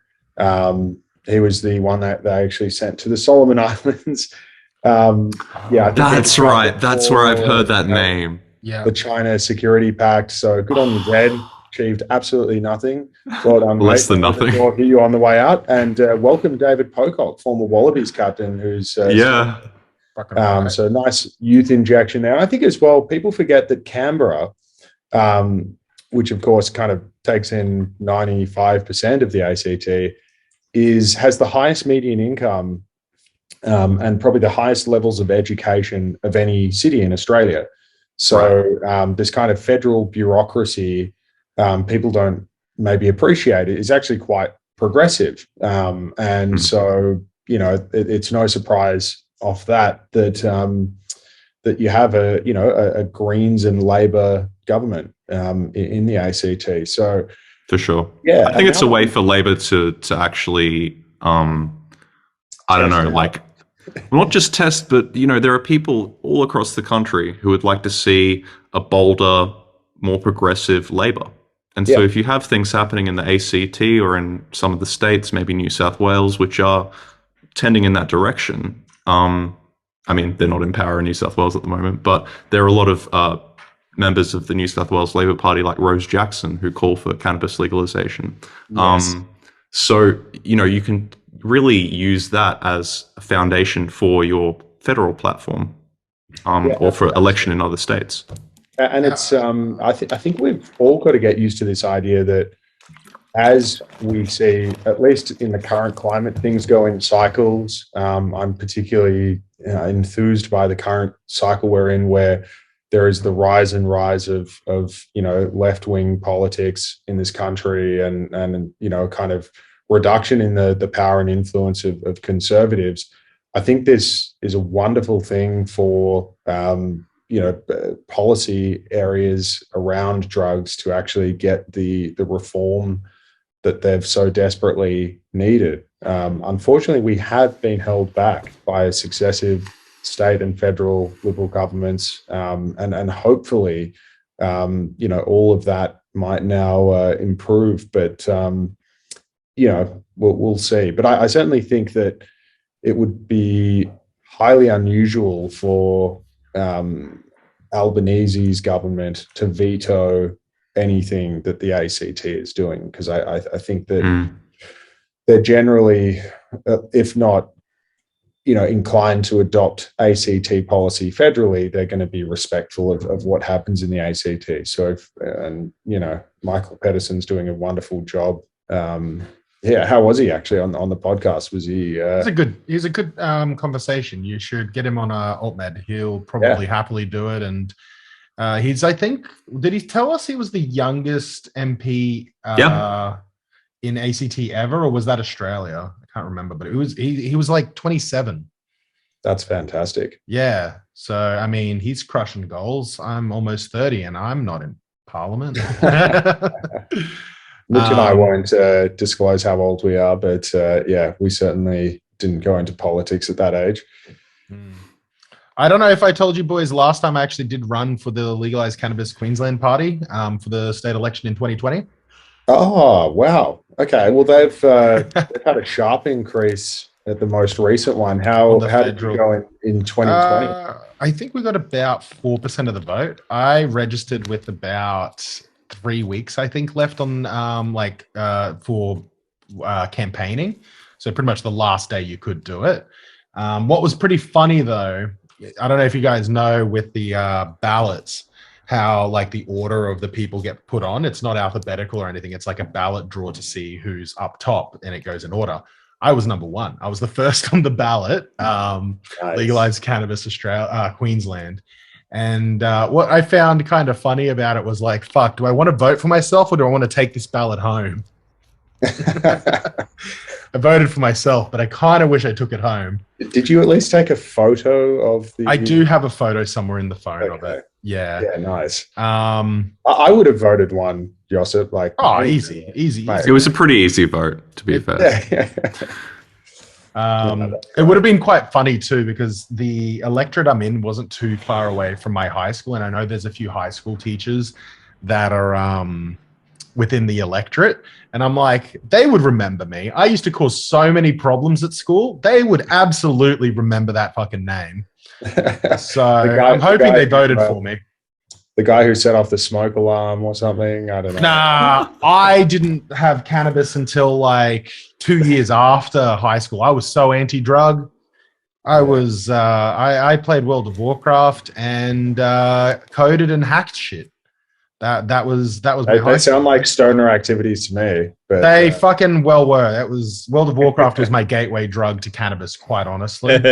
Fair. Not even kidding. All the old guild members. I played a little bit, but it wasn't my gateway drug, and it definitely wasn't my gateway drug to the what is it, dark web or Bitcoin either. But I'm starting to get a good profile of you, Josip. Really, just a bit of a delinquent, really, like digital delinquent. Digital delinquent. Oh man, that'd be a good song title, don't you think? It could be. Or just like put it on your CV.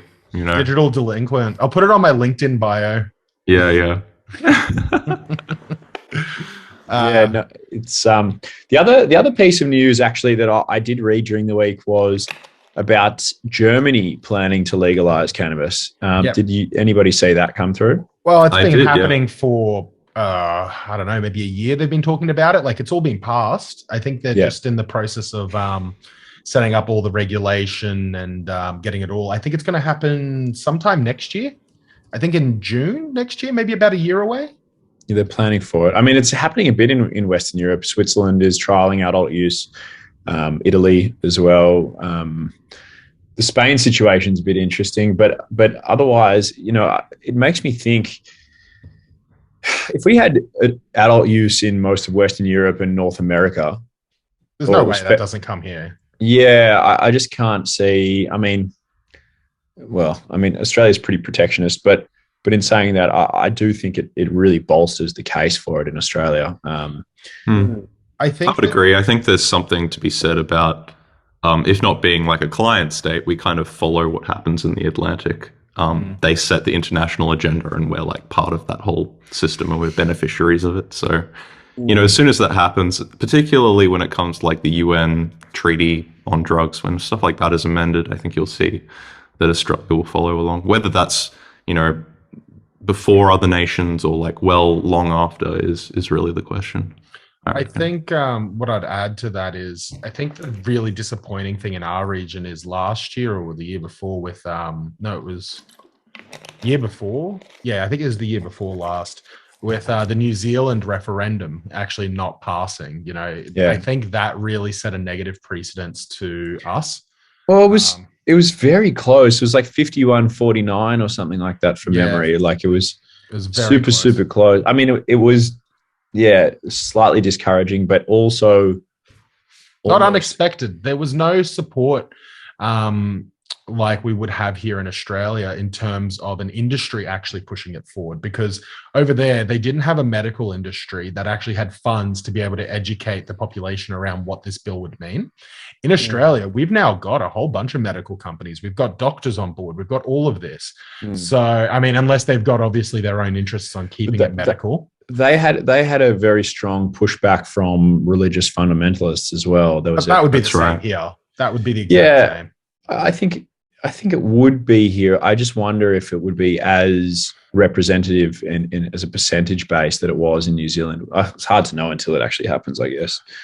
Well, The thing is, it would be weird because in order to have like a public vote on it, it would probably need to be some kind of plebiscite. I don't know if you could make a constitutional change to trigger a referendum in Australia. So it would have to be some kind of non-binding vote, or the government just passes it. And that's a weird one. Whereas in the New Zealand Parliament, I think they have different ways in which referendums work. They can bring direct ballots to the floor. Yeah, they can. They've got a fantastic electoral system. Actually, I won't go into the details of it, but yeah, someone that I follow actually did an amazing sort of number crunching with the recent federal election, and said, if Australia were the same system as New Zealand, here's what the results would have been. And I think it showed that we would have been even further to the left. Right, yeah. They've got like proportional representation there. Right? Yeah, exactly. But no, I think that we could just see something akin to the plebiscite for same-sex marriage that was sort of released by the government in 2016 or 17, when they didn't have the courage to just pass amendments to allow same-sex marriage. But they use that as a basis, and I'm pretty sure polling actually just prior to that plebiscite was sort of saying 7 in 10 Australians support same-sex marriage. So it would be interesting ahead of a plebiscite to sort of see that polling done to see where Australia sits as it currently stands. I am really interested in what happens in Germany, because I think about all of the investment that's gone in on the medical side, and similarly, if we were to go that way in Australia toward recreational, do you think there would be pushback from the industry or certain players in the industry, because effectively they've sunk millions and millions of dollars to become a TGA licensed manufacturing facility? And I've had some thoughts on this. I imagine that whilst it might be made recreational, I'm not sure that the production level standards would reduce necessarily. That's what I've had the thought on. Well, but I suppose the query I have there is, what other food or, what other non-pharmaceutical is required to be manufactured to pharmaceutical standards? Well, we do have other standards like food safety standards, for example. There might be a food GMP. I mean, it does sit in its own territory to some degree. How does alcohol and tobacco work?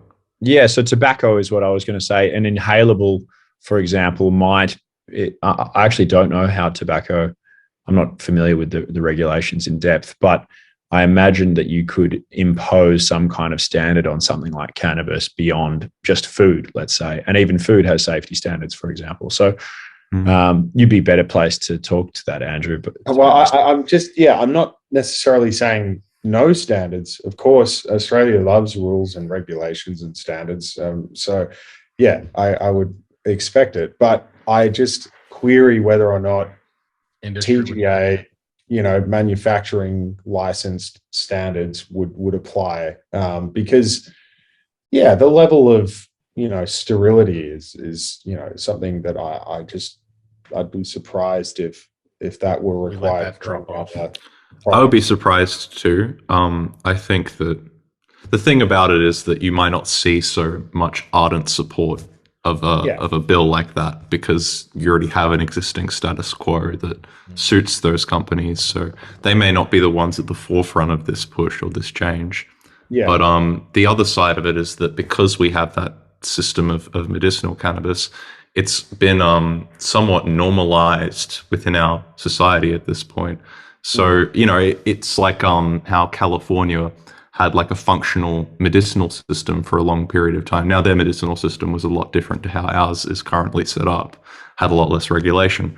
But what that effectively did was it prevented California from legalizing recreationally long after other states like Colorado, etc. So I think that might be the effect of what we're currently going through. But who knows? Maybe there is a business opportunity in even with the reduced standards of a recreational market, where these companies who have built the facility already have a head start on literally everybody else could just pivot to doing the other.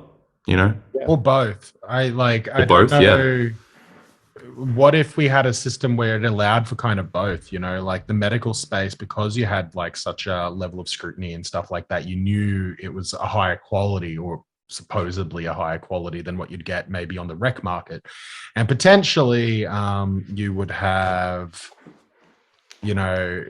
medical patients actually still going through a medicinal program. It would probably lax up a lot to where it is now, maybe a down scheduling from an 8 to a 4 or something in that regard. But post office closes at 5. Yeah, too late. I'm just trying to make it express. I just want express legalization. I think that in America, you still have the two systems kind of on a state by state basis, where you have medical and just recreational. taxed differently, I believe. Yeah, but they don't have pharmaceutical grade manufacturing to the same extent that. Very true. I think they do have some facilities that produce that type of quality, but I don't think so. Far between. Because in the States, right? The states are so secular. I don't think a state is allowed to ship it from one state to another, nor overseas. They're not. So, but still, do you think they're GMP certified? There's definitely GMP facilities in the States that are producing a different quality cannabis, but that's only to service their own state. Right. You got to remember, some of those states are bigger than Australia in terms of total population. Sure. I think Colorado is like 20 million just on its own, right? Yeah, I think California is like 43 or something like that. That's right. That could be. I could have that wrong, but I think it's something like that. It's huge. Yeah, it's like, well, if you're a company looking at investing, like, why would you even bother in Australia when you've got a market twice the size in a single state like that? I did have another point. For example, so if you're thinking about the distinction between potentially a recreational market and a medical market and how they can work together, for example, I believe Switzerland's trialing adult use, but it's capped at 20%, for example, THC. So it's like, maybe there's a market where anything under like 15% adult use, and anything over that's like a 50%, or you want a hash, it needs to be, a medical system and maybe some oversight on that, which kind of makes sense. And to be honest, I'm not really interested in anything over 20% myself, because I just don't think that the THC equates to the necessary outcome I'm looking for. It's much more. I agree with you on that.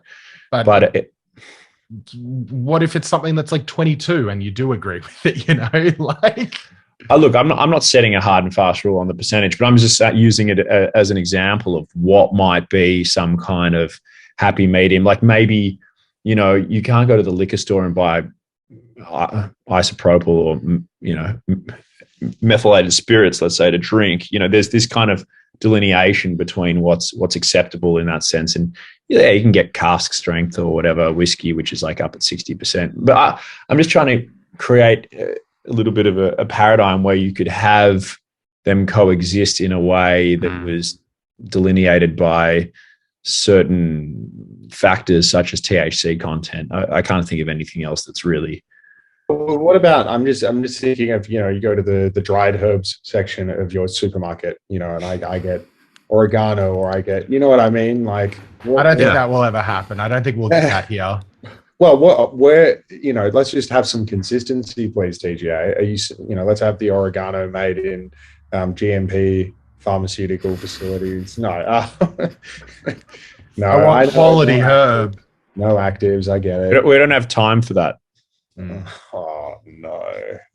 Again, the apology that we'll be posting will. I'm a serial offended. Yeah. Oh wait, I just got it as well.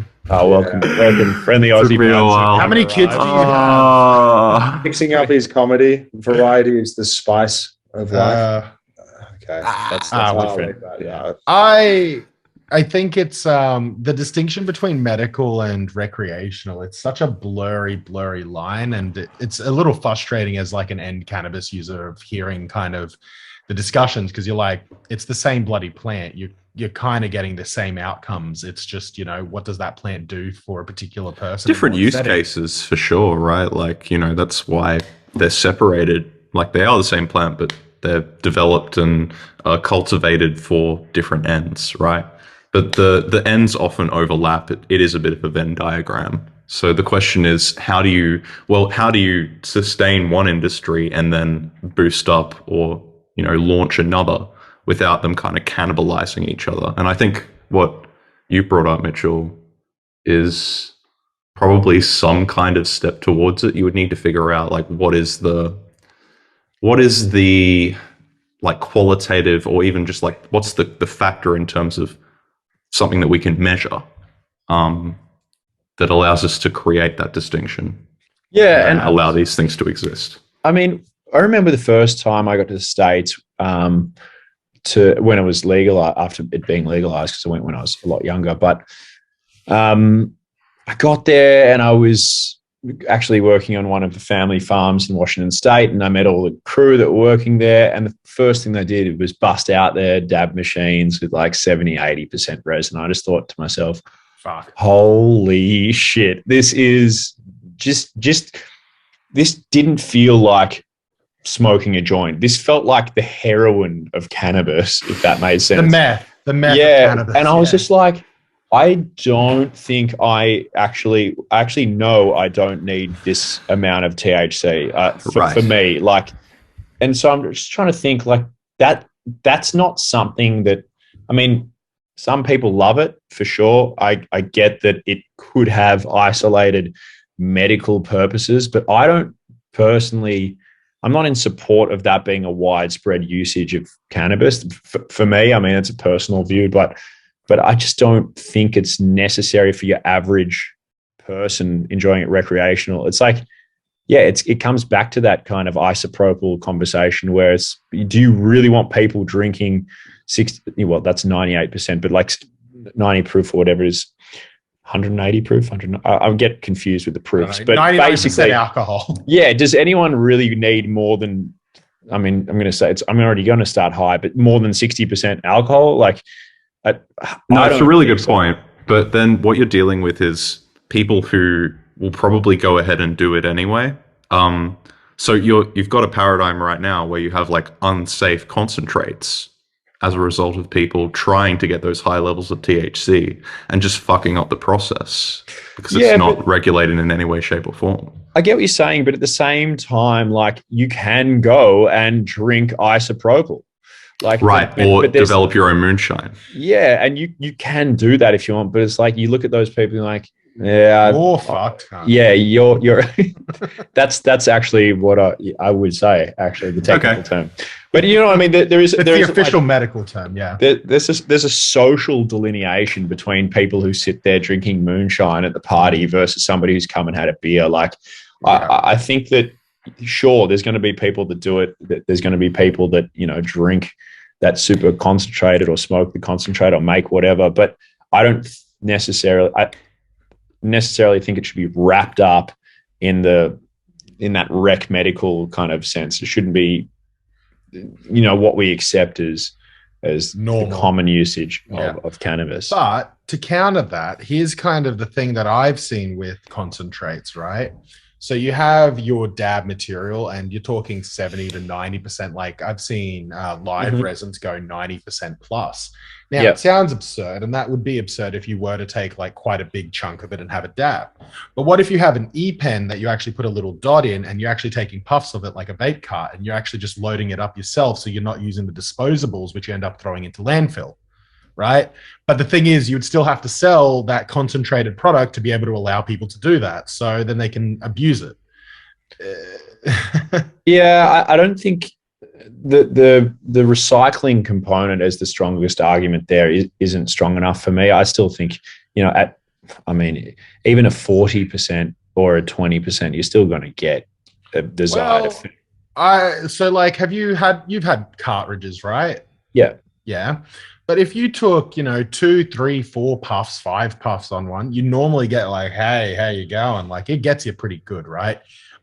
you're not suggesting that we made those only medical and that's not on the rec market? Because I think that's probably one of the best ways to actually introduce someone to cannabis is giving them 1, maybe 2 puffs of it and then seeing how they feel. Quick come up, short come down.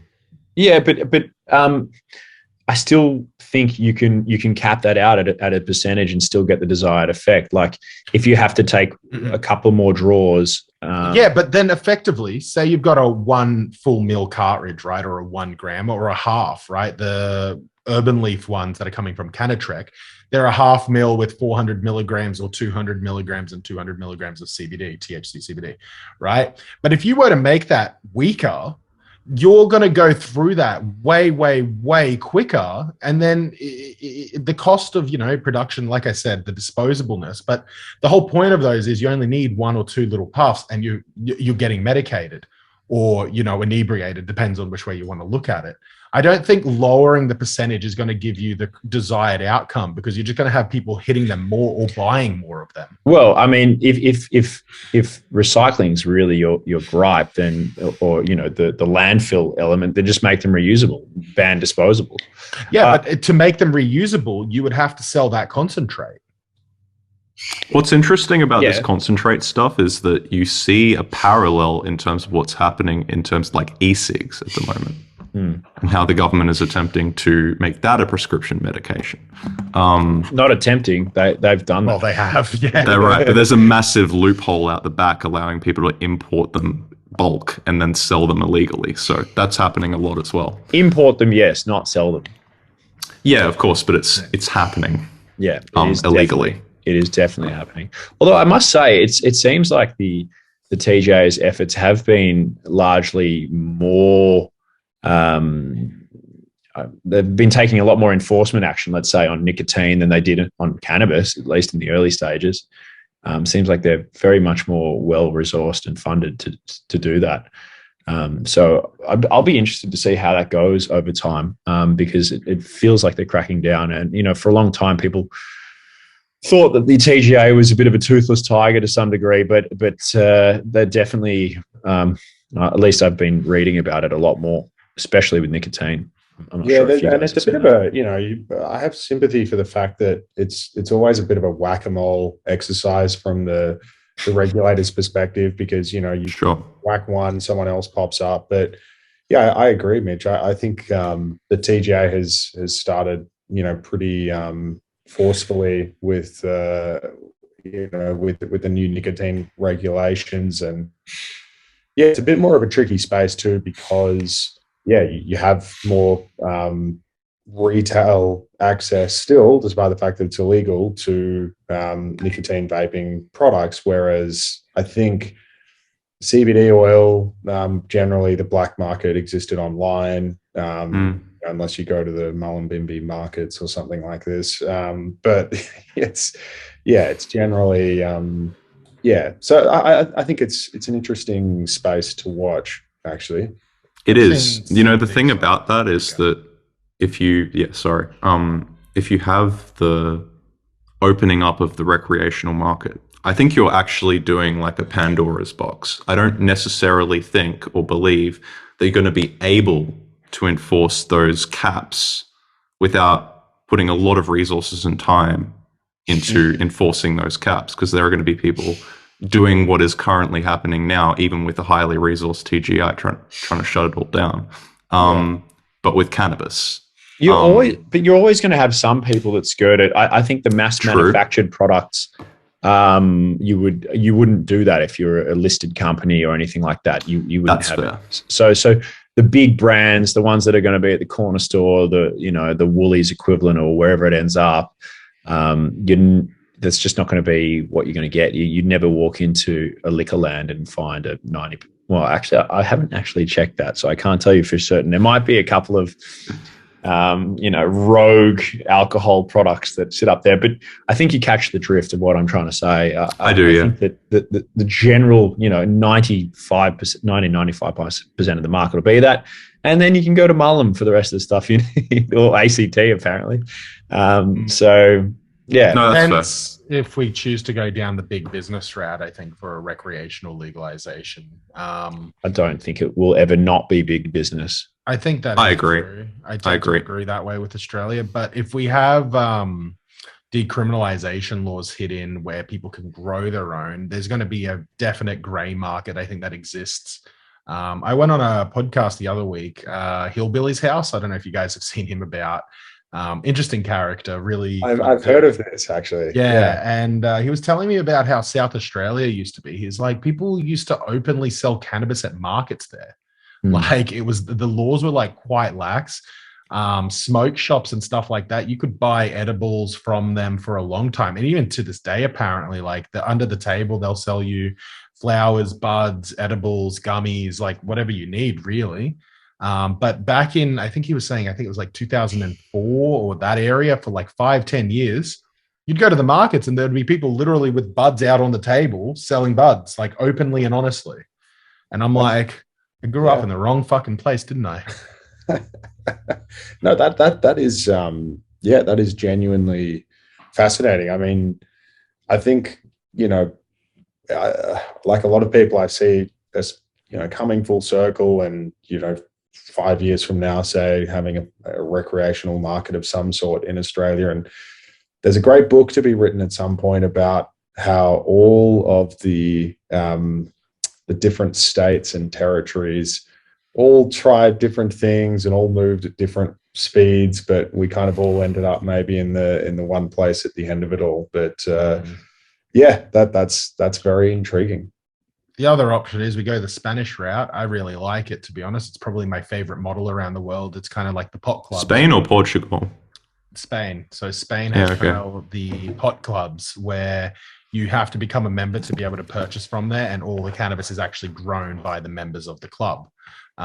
So to me, that's a really great system. I don't think we'd adopt that in Australia. We don't really have that kind of camaraderie that I think everyone would be trying to get in, like Tom Forrest's club. And mate, I would definitely be opening up fabs. You get lost in the forest.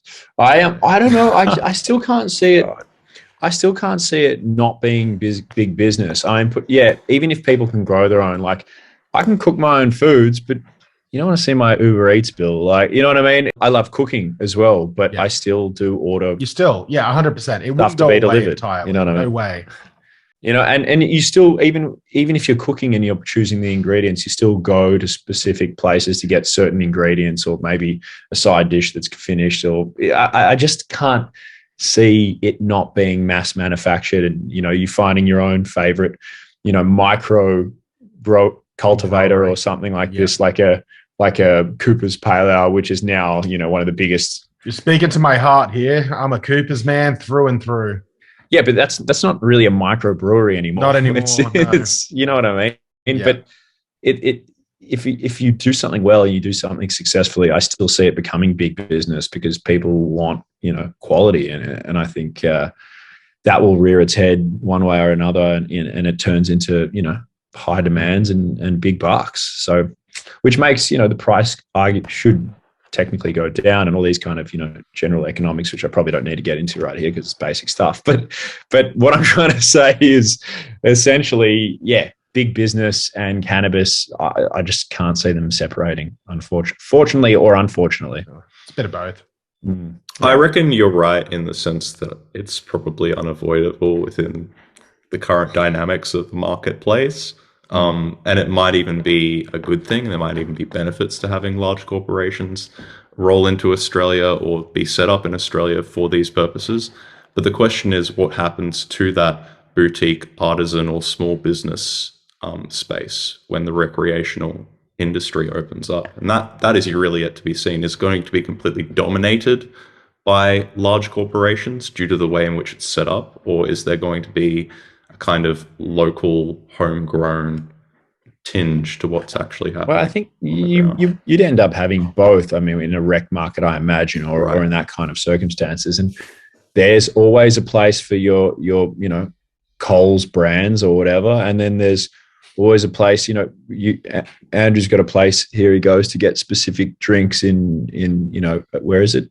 Preston? No, Northcote. Oh, yeah. Carwin sell it or whatever it is. You'll travel to those places to get that specific thing, or only drink and stock up and have that because you care about having all organic, or you care about, you know, having sustainably farmed. If they let you, you know, if they let, you know, mum and dad growers say actually do their thing. Whereas I think that the concern that I have is that, you know, because there's been so much investment from the pharmaceutical sector in establishing these facilities, that they might just say, all right, we'll legalize it, but it has to come from one of these facilities. Otherwise, you know. Can they say that it has to come from one of those facilities? I mean, we've got a license. Say that easily. Yeah, absolutely. They would have to be in on the ground push in terms of legalization. Like, they would have to be the ones lobbying for legalization. Hold on. Do you mean that they could actually restrict it to a few sellers, or are you saying that that make it price prohibitive in setting up costs? I think the latter. Because you know, the former of what, like, for example, we have a license, so we can import and supply, and sure. In fact we do, but it's just like, unless you go through that rigmarole, you can't do it, right? And are you saying that the rigmarole in this case would be prohibitive to people, or are you saying that people actually won't have the ability to do that because it's confined to several operators? Well, let me just say, it's an offence to possess 50 kilos of potatoes in Western Australia if you're not appropriately licensed. And I cite that as one of many strange laws in this country to say that that's if they want to pass legislation to that effect, they can just do whatever they want. You know, like, I mean, obviously, if it's, you know, there are grounds to challenge laws, but I am suggesting that, you know, if they want to set the quality standard that high, that it has to meet all of the same things that only a licensed TGA manufacturing facility operates to, then of course they could do that. Right, but you could still have people coming in that do have the money, or consortiums, let's say. Right, yeah. Coming in. You wouldn't restrict the industry that way. I think that would be ridiculous. Yeah, so what you're saying is you can't just grow at your, you know, farm. And yeah, well, you know, just to some extent, you know, I guess if you might be driving along the highway and someone's set up, you know, buy oranges by the 10 kilo lots or whatever, and just not potatoes. Where's your license for that? It depends if you're in WA, but you know, you have that, and it's all completely unregulated. You know, there's no food labeling laws that apply to what you're doing. I mean, I've personally never grown more than 49 kilos of potatoes. And you're fine. Oh man, once you get to 51, the game changes. Let me tell you. Absolutely, it actually does. Yeah, only the biggest spuds are in that game. But, sorry. But don't apologize. That was a good one. So he's all right. No. When you come up with a good one, I'll let it pass. We'll acknowledge it. Yeah. None of the comments thus far have made the cut. But okay. No, keep trying. Keep trying. I think what I kind of come back to with this kind of conversation is it really comes down to maybe if there's different licensing schemes, if they would allow for potentially like a smaller licensed grower instead of, you know, maybe a $1 million setup, it's 20 grand or something like that. And they still have to go, you know, get their things tested, and there's a lot of that process involved, but it allows for maybe a smaller scale, that boutique grower, to still somehow enter the market. I think it would be very, very unfortunate if we didn't allow for that to happen, because that's kind of just stopping innovation and entrepreneurism and all of that. Will Australia do that? Good chance. I could absolutely see that. You know, we're not necessarily the US when it comes to business, where it's guns ablaze and let's go. And then just on top of that, when we've been talking about TGA and all of that, I think with the rec market, or even the medical, I think this could maybe move towards there, is what the Greens are proposing, some sort of cannabis federal agency that is actually the regulator, people who understand cannabis, and that's all they actually do.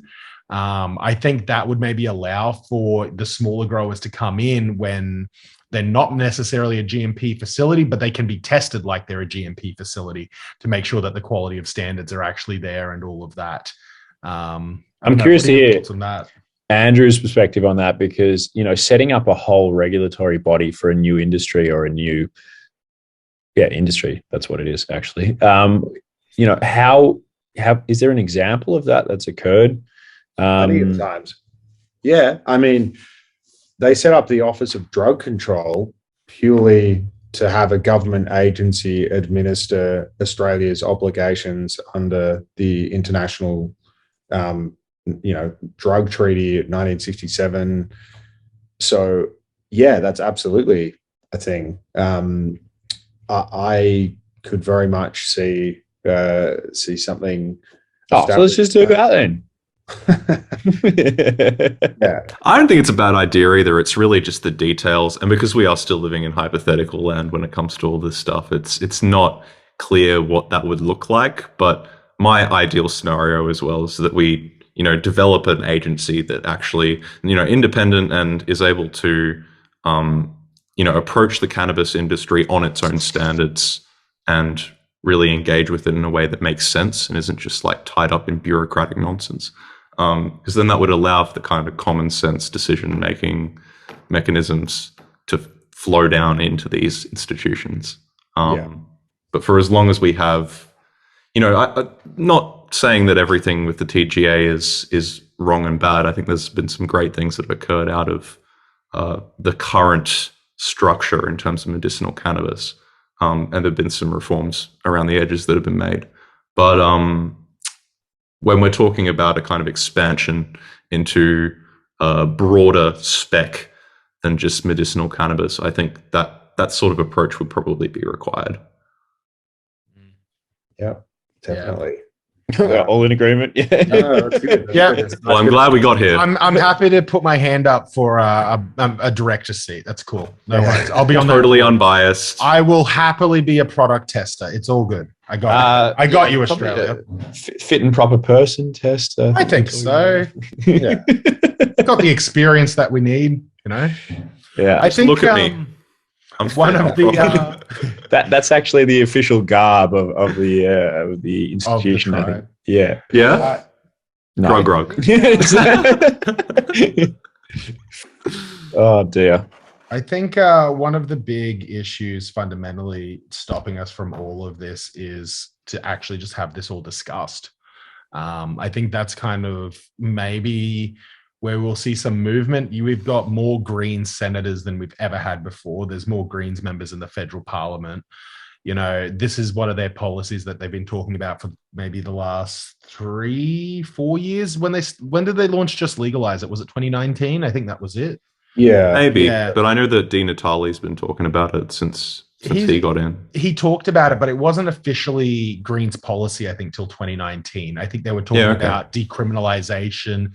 They weren't like, let's legalize cannabis till I think the 2019 mark. And now that we've got a bigger body, Mitch probably knows this pretty well, Fab Mitch. I'm not Fab. You are can be Fab. You're definitely Fab. It's fine. Pre-Fab. The hair is Pre-Fab. Definitely Fab. I got someone came up to me the other day and they said, "Hey mate," I'm like, "Hi," and he goes, "Just want to tell you, you've got effortless actor hair." I'm like, nice. Yes, very true. It's very nice. Very true, Mitch. Yeah, thanks. Guys. Have you ever starred in anything? Starred? Yeah. The AltMed. Yeah, my own. Yeah, the AltMed podcast. Quite an IMDb profile there. The Fab podcast. Yeah, true. It's actually the Fab. It's the Fab. The Fab. When he was younger, he was occasionally confused for Prince Harry, but Yeah, I can see that. I can see that. It's definitely the hair. Yeah. Sorry, we interrupted you, Josip. Yeah. So actually, Josip, I have a question for you. Do you think that the Greens vote at the most recent election was helped by the fact that Clive Palmer, I think, unintentionally helped them out by saying, if you want free marijuana and the dole for life, I feel like free advertising. it's supposed to scare people off. Dole for life and free marijuana, really? If you Google Clive Palmer cannabis banner, Is it up there? Hold on. I'm just checking the images. I'm just doing a quick Google search because we did this little meme at the last federal election. You know, all these like yellow banners. What was it? Make Australia great again. Yeah. We edited it and made it Make Australia green again. Nice. So if he spent We're the same basically amount of money Nostradamus. on cannabis as he did his own thing, he probably could have made great change in this country, and he would have probably got the legacy he wanted. But unfortunately, he didn't. Piece of shit. I have to say though, like, he's a visionary. I mean, the dinosaur park that he. I mean, it is pretty sick. Let's not lie. Yeah. No, but yeah, no, I absolutely do think that there is a wave of reform happening right now, which means that things are being discussed openly. It's not political suicide to even just entertain policy discussions. It's a great time to be in Australia, really. I agree. The atmosphere has changed. Except for the rising cost of living, the stagnated wages. Yeah, the global economy. Guys, that's not an issue. We have a solution. It's literally cannabis. Yeah, totally. How are we going to bring money into this industry, into this country? Just straight cannabis. Like, my God. It's the cannabis fueled recovery. The cannabis fueled recovery. We're all about that biodiesel, eh? Mm-hmm. Exactly. That endocannabinoid rebalancing, I believe, is how they refer to it. I saw on base load CBD. Yeah. I saw on Cannabis that the ETAA or ETAA, the Emerging Therapeutics Association of Australia, is looking to have a meeting with the new Labor government as soon as possible, basically asking for regulatory consistency for medicinal cannabis, patient and prescriber education, supply chain efficiency, transparency, changing the controls around it. So basically trying to have the Albanese government actually start talking to the industry and, putting in some suggestions on how it could be better and all of that. I think that's going to start a lot of these talks. Maybe legalization is a little more further away than we expect, but I have a feeling that the medical industry is going to be loosened up a lot more over the coming months and years. Yeah, now that they're in power, I think that's fair. What was that? Sorry? Who was that was lobbying for those changes? The ETAA, the Emerging Therapeutics Association of Australia. Kronos, a lot of that crew, because when you type in ETAA, you get the Equine Therapies Association of Australia, and I think that's more like Cat or something. Slightly bigger rep do they have? Yeah. Having a quick look at who's on all things being equine. Sorry. Didn't load up. Their website loads like crap. They need to fix it. Yeah, well, it would be interesting to see what kind of reform, that they're proposing for the medical space. I know that we're about to see in the next 12 months the full changes coming into effect with the amended TGO 93.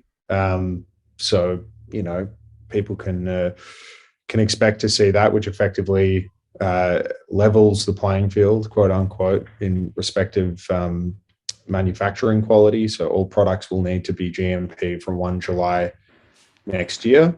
Right. But it's certainly, I do not believe, or I don't subscribe to the idea that that's going to eliminate imports. I think there will still be very much a role for imported products to play in the Australian market. So yeah, there's probably a demand for it that won't go away. Yeah, I think we can supply. I mean, we probably could supply. Apparently, we send most of our cannabis overseas anyway. I think you'll find an amalgam approach emerging where you'll see, depending on where the cannabis the product is in its development, you'll get it at a certain point imported to Australia and finished here. So you'll get flowers and different oils that come in from overseas and get finished in Australia in order to be compliant. There's different stages. That's interesting. In terms of like actually packaging it up and weighing it and all of that? Yeah, so GMP only applies at a certain part of the actual process. So at a certain point, you'll have stuff that's imported, and then before that process requirement and then made into a product in Australia. So I think that will be an area of development, let's say. And then you'll obviously have products from overseas that do meet GMP coming in. But that last one from my perspective, the first one I suggested from my perspective will be where you get more interesting or more different products, let's say. You know, in a hypothetical scenario where, you know, the Australian domestic market might have some key growers who are supplying flower products for a range of different cannabis companies, it might be the case that, you know, in Australia, through all of those different cannabis companies, only somewhere between 5 and 10 cultivars are likely to sort of make their way to an end user and patient. Wow. If, you know, in that scenario, then of course, you know, imported products might be able to provide more than that. But it's, you know, of course, going to be the case that from July next year, those imported products will need to meet the, you know, the GMP standard. And that becomes a tricky ask if the country from which they're being imported doesn't. Hoons. Hold on. Let's pause for the hoons. We might be here for a long time. Yeah. That guy used to sit on his bike at like 7 in the morning for like 10, 20 minutes. And you're like, what the fuck, bro? Like, why? Yeah. Hates the earth. Yeah. Hates himself, really. At least you know this is a raw, authentic kind of podcast, you know, where you get the real You get word that, on and From you the get streets of Annalee. having a good old screen. Yeah. What was that? I thought it was a parrot or something like that. Yeah, we have a parrot downstairs. He's a Quaker. Literal Quaker. He's a Quaker. That's Just what makes they're called. like ear-piercing noise. It's great. Yeah. My partner is at I love home, it. so she's not taking care of the bird to be quiet because he's just feeling lonely. It's evening time and he needs to cuddle up. Poor guy. That is, He's got yeah. needs. He has does have needs. needs. I'm But, going to leave it at that. Yeah. Well, we feel bad. I want to release you to the Quaker, and just want to say, very much a huge thank you. I just was contemplating, like, we've covered so much ground. We started at Thailand, we went dark web, ACT, 50-kilo bags of potatoes in WA. I mean, we kind of The highlight of the conversation, might I add. You've taken us around the world. We've seen the sights. Yeah, we've seen all the sites. We've eaten the potatoes. We've covered Labor Party, Liberal Party, United Australia, legalized cannabis, Greens. Yeah. We've hit a few topics here. I feel No, like- you're so right. We've also created a bit of a vision, I think, of like thoughts of vision anyway, of where the industry could go. I think that's pretty much been the driving force of this discussion. It's like, where are we going with this whole cannabis thing here? Yeah, absolutely. Because, you know, when you just perceive the world as we know it day to day, it's interesting to put yourself in 5 years from now and sort of looking and saying, okay, so what could we do in that intervening period such that my outlook in 5 years is going to be totally different, and the outlook of the people that are in my world is going to be different too. So, and most importantly, for people listening on Spotify or Apple or anywhere else, that they now know to watch the YouTube to see the effortless actor hair. So, you know, there's been quite a bit that has been really important key messaging that has come out tonight. So I'm very, very, You need to get very yourself happy. a hair mitt, you know? So A hairnet. No, not a hair net, a hair mitt. It's a helmet that has space for your hair so it never gets compressed, you know? Do you have one of those for your beard? No. I just Beard we just put a COVID mask down there, you know, just keeps it in check. Actually, so I was visiting an anonymous cannabis facility recently in Queensland, and one of the growers had a big burly beard. And when we went into the, I guess, sterile area, he put a hairnet on his chin. Yes, I had to do that actually. I couldn't stop laughing. I thought it was I had to do that. That is I went to a funny. farm as well. a few years back, and I had to bloody do that. And I was like, well, this sucks. This is really uncomfortable. Hate to work in these conditions. Yeah. You definitely have to shave it, I reckon, if you work there full time. But it was, what would you look like shaved? Probably terrible. Yeah. Okay. Terrible. Don't do it. Just don't do it. It's not worth it. All right. I promise I won't do it. Yeah. Neither will I. Well, no, thank you so much for your time. Trust we'll speak again soon. We definitely should. Very, very easy to chat to you guys. And it's fun. I'm very grateful for the collaboration. It's been an absolute pleasure. Yeah, cheers. And we wish you well with all of your various ventures. It's really exciting that you guys are pushing forward just the space in general, and we back you 100%. Yeah, bring on those OG genetics. Likewise. Thank you. Yeah, we might be looking at doing that. So, we'll keep you posted. Yeah. Yeah, nice. All righty. Thank you. Thanks, lads.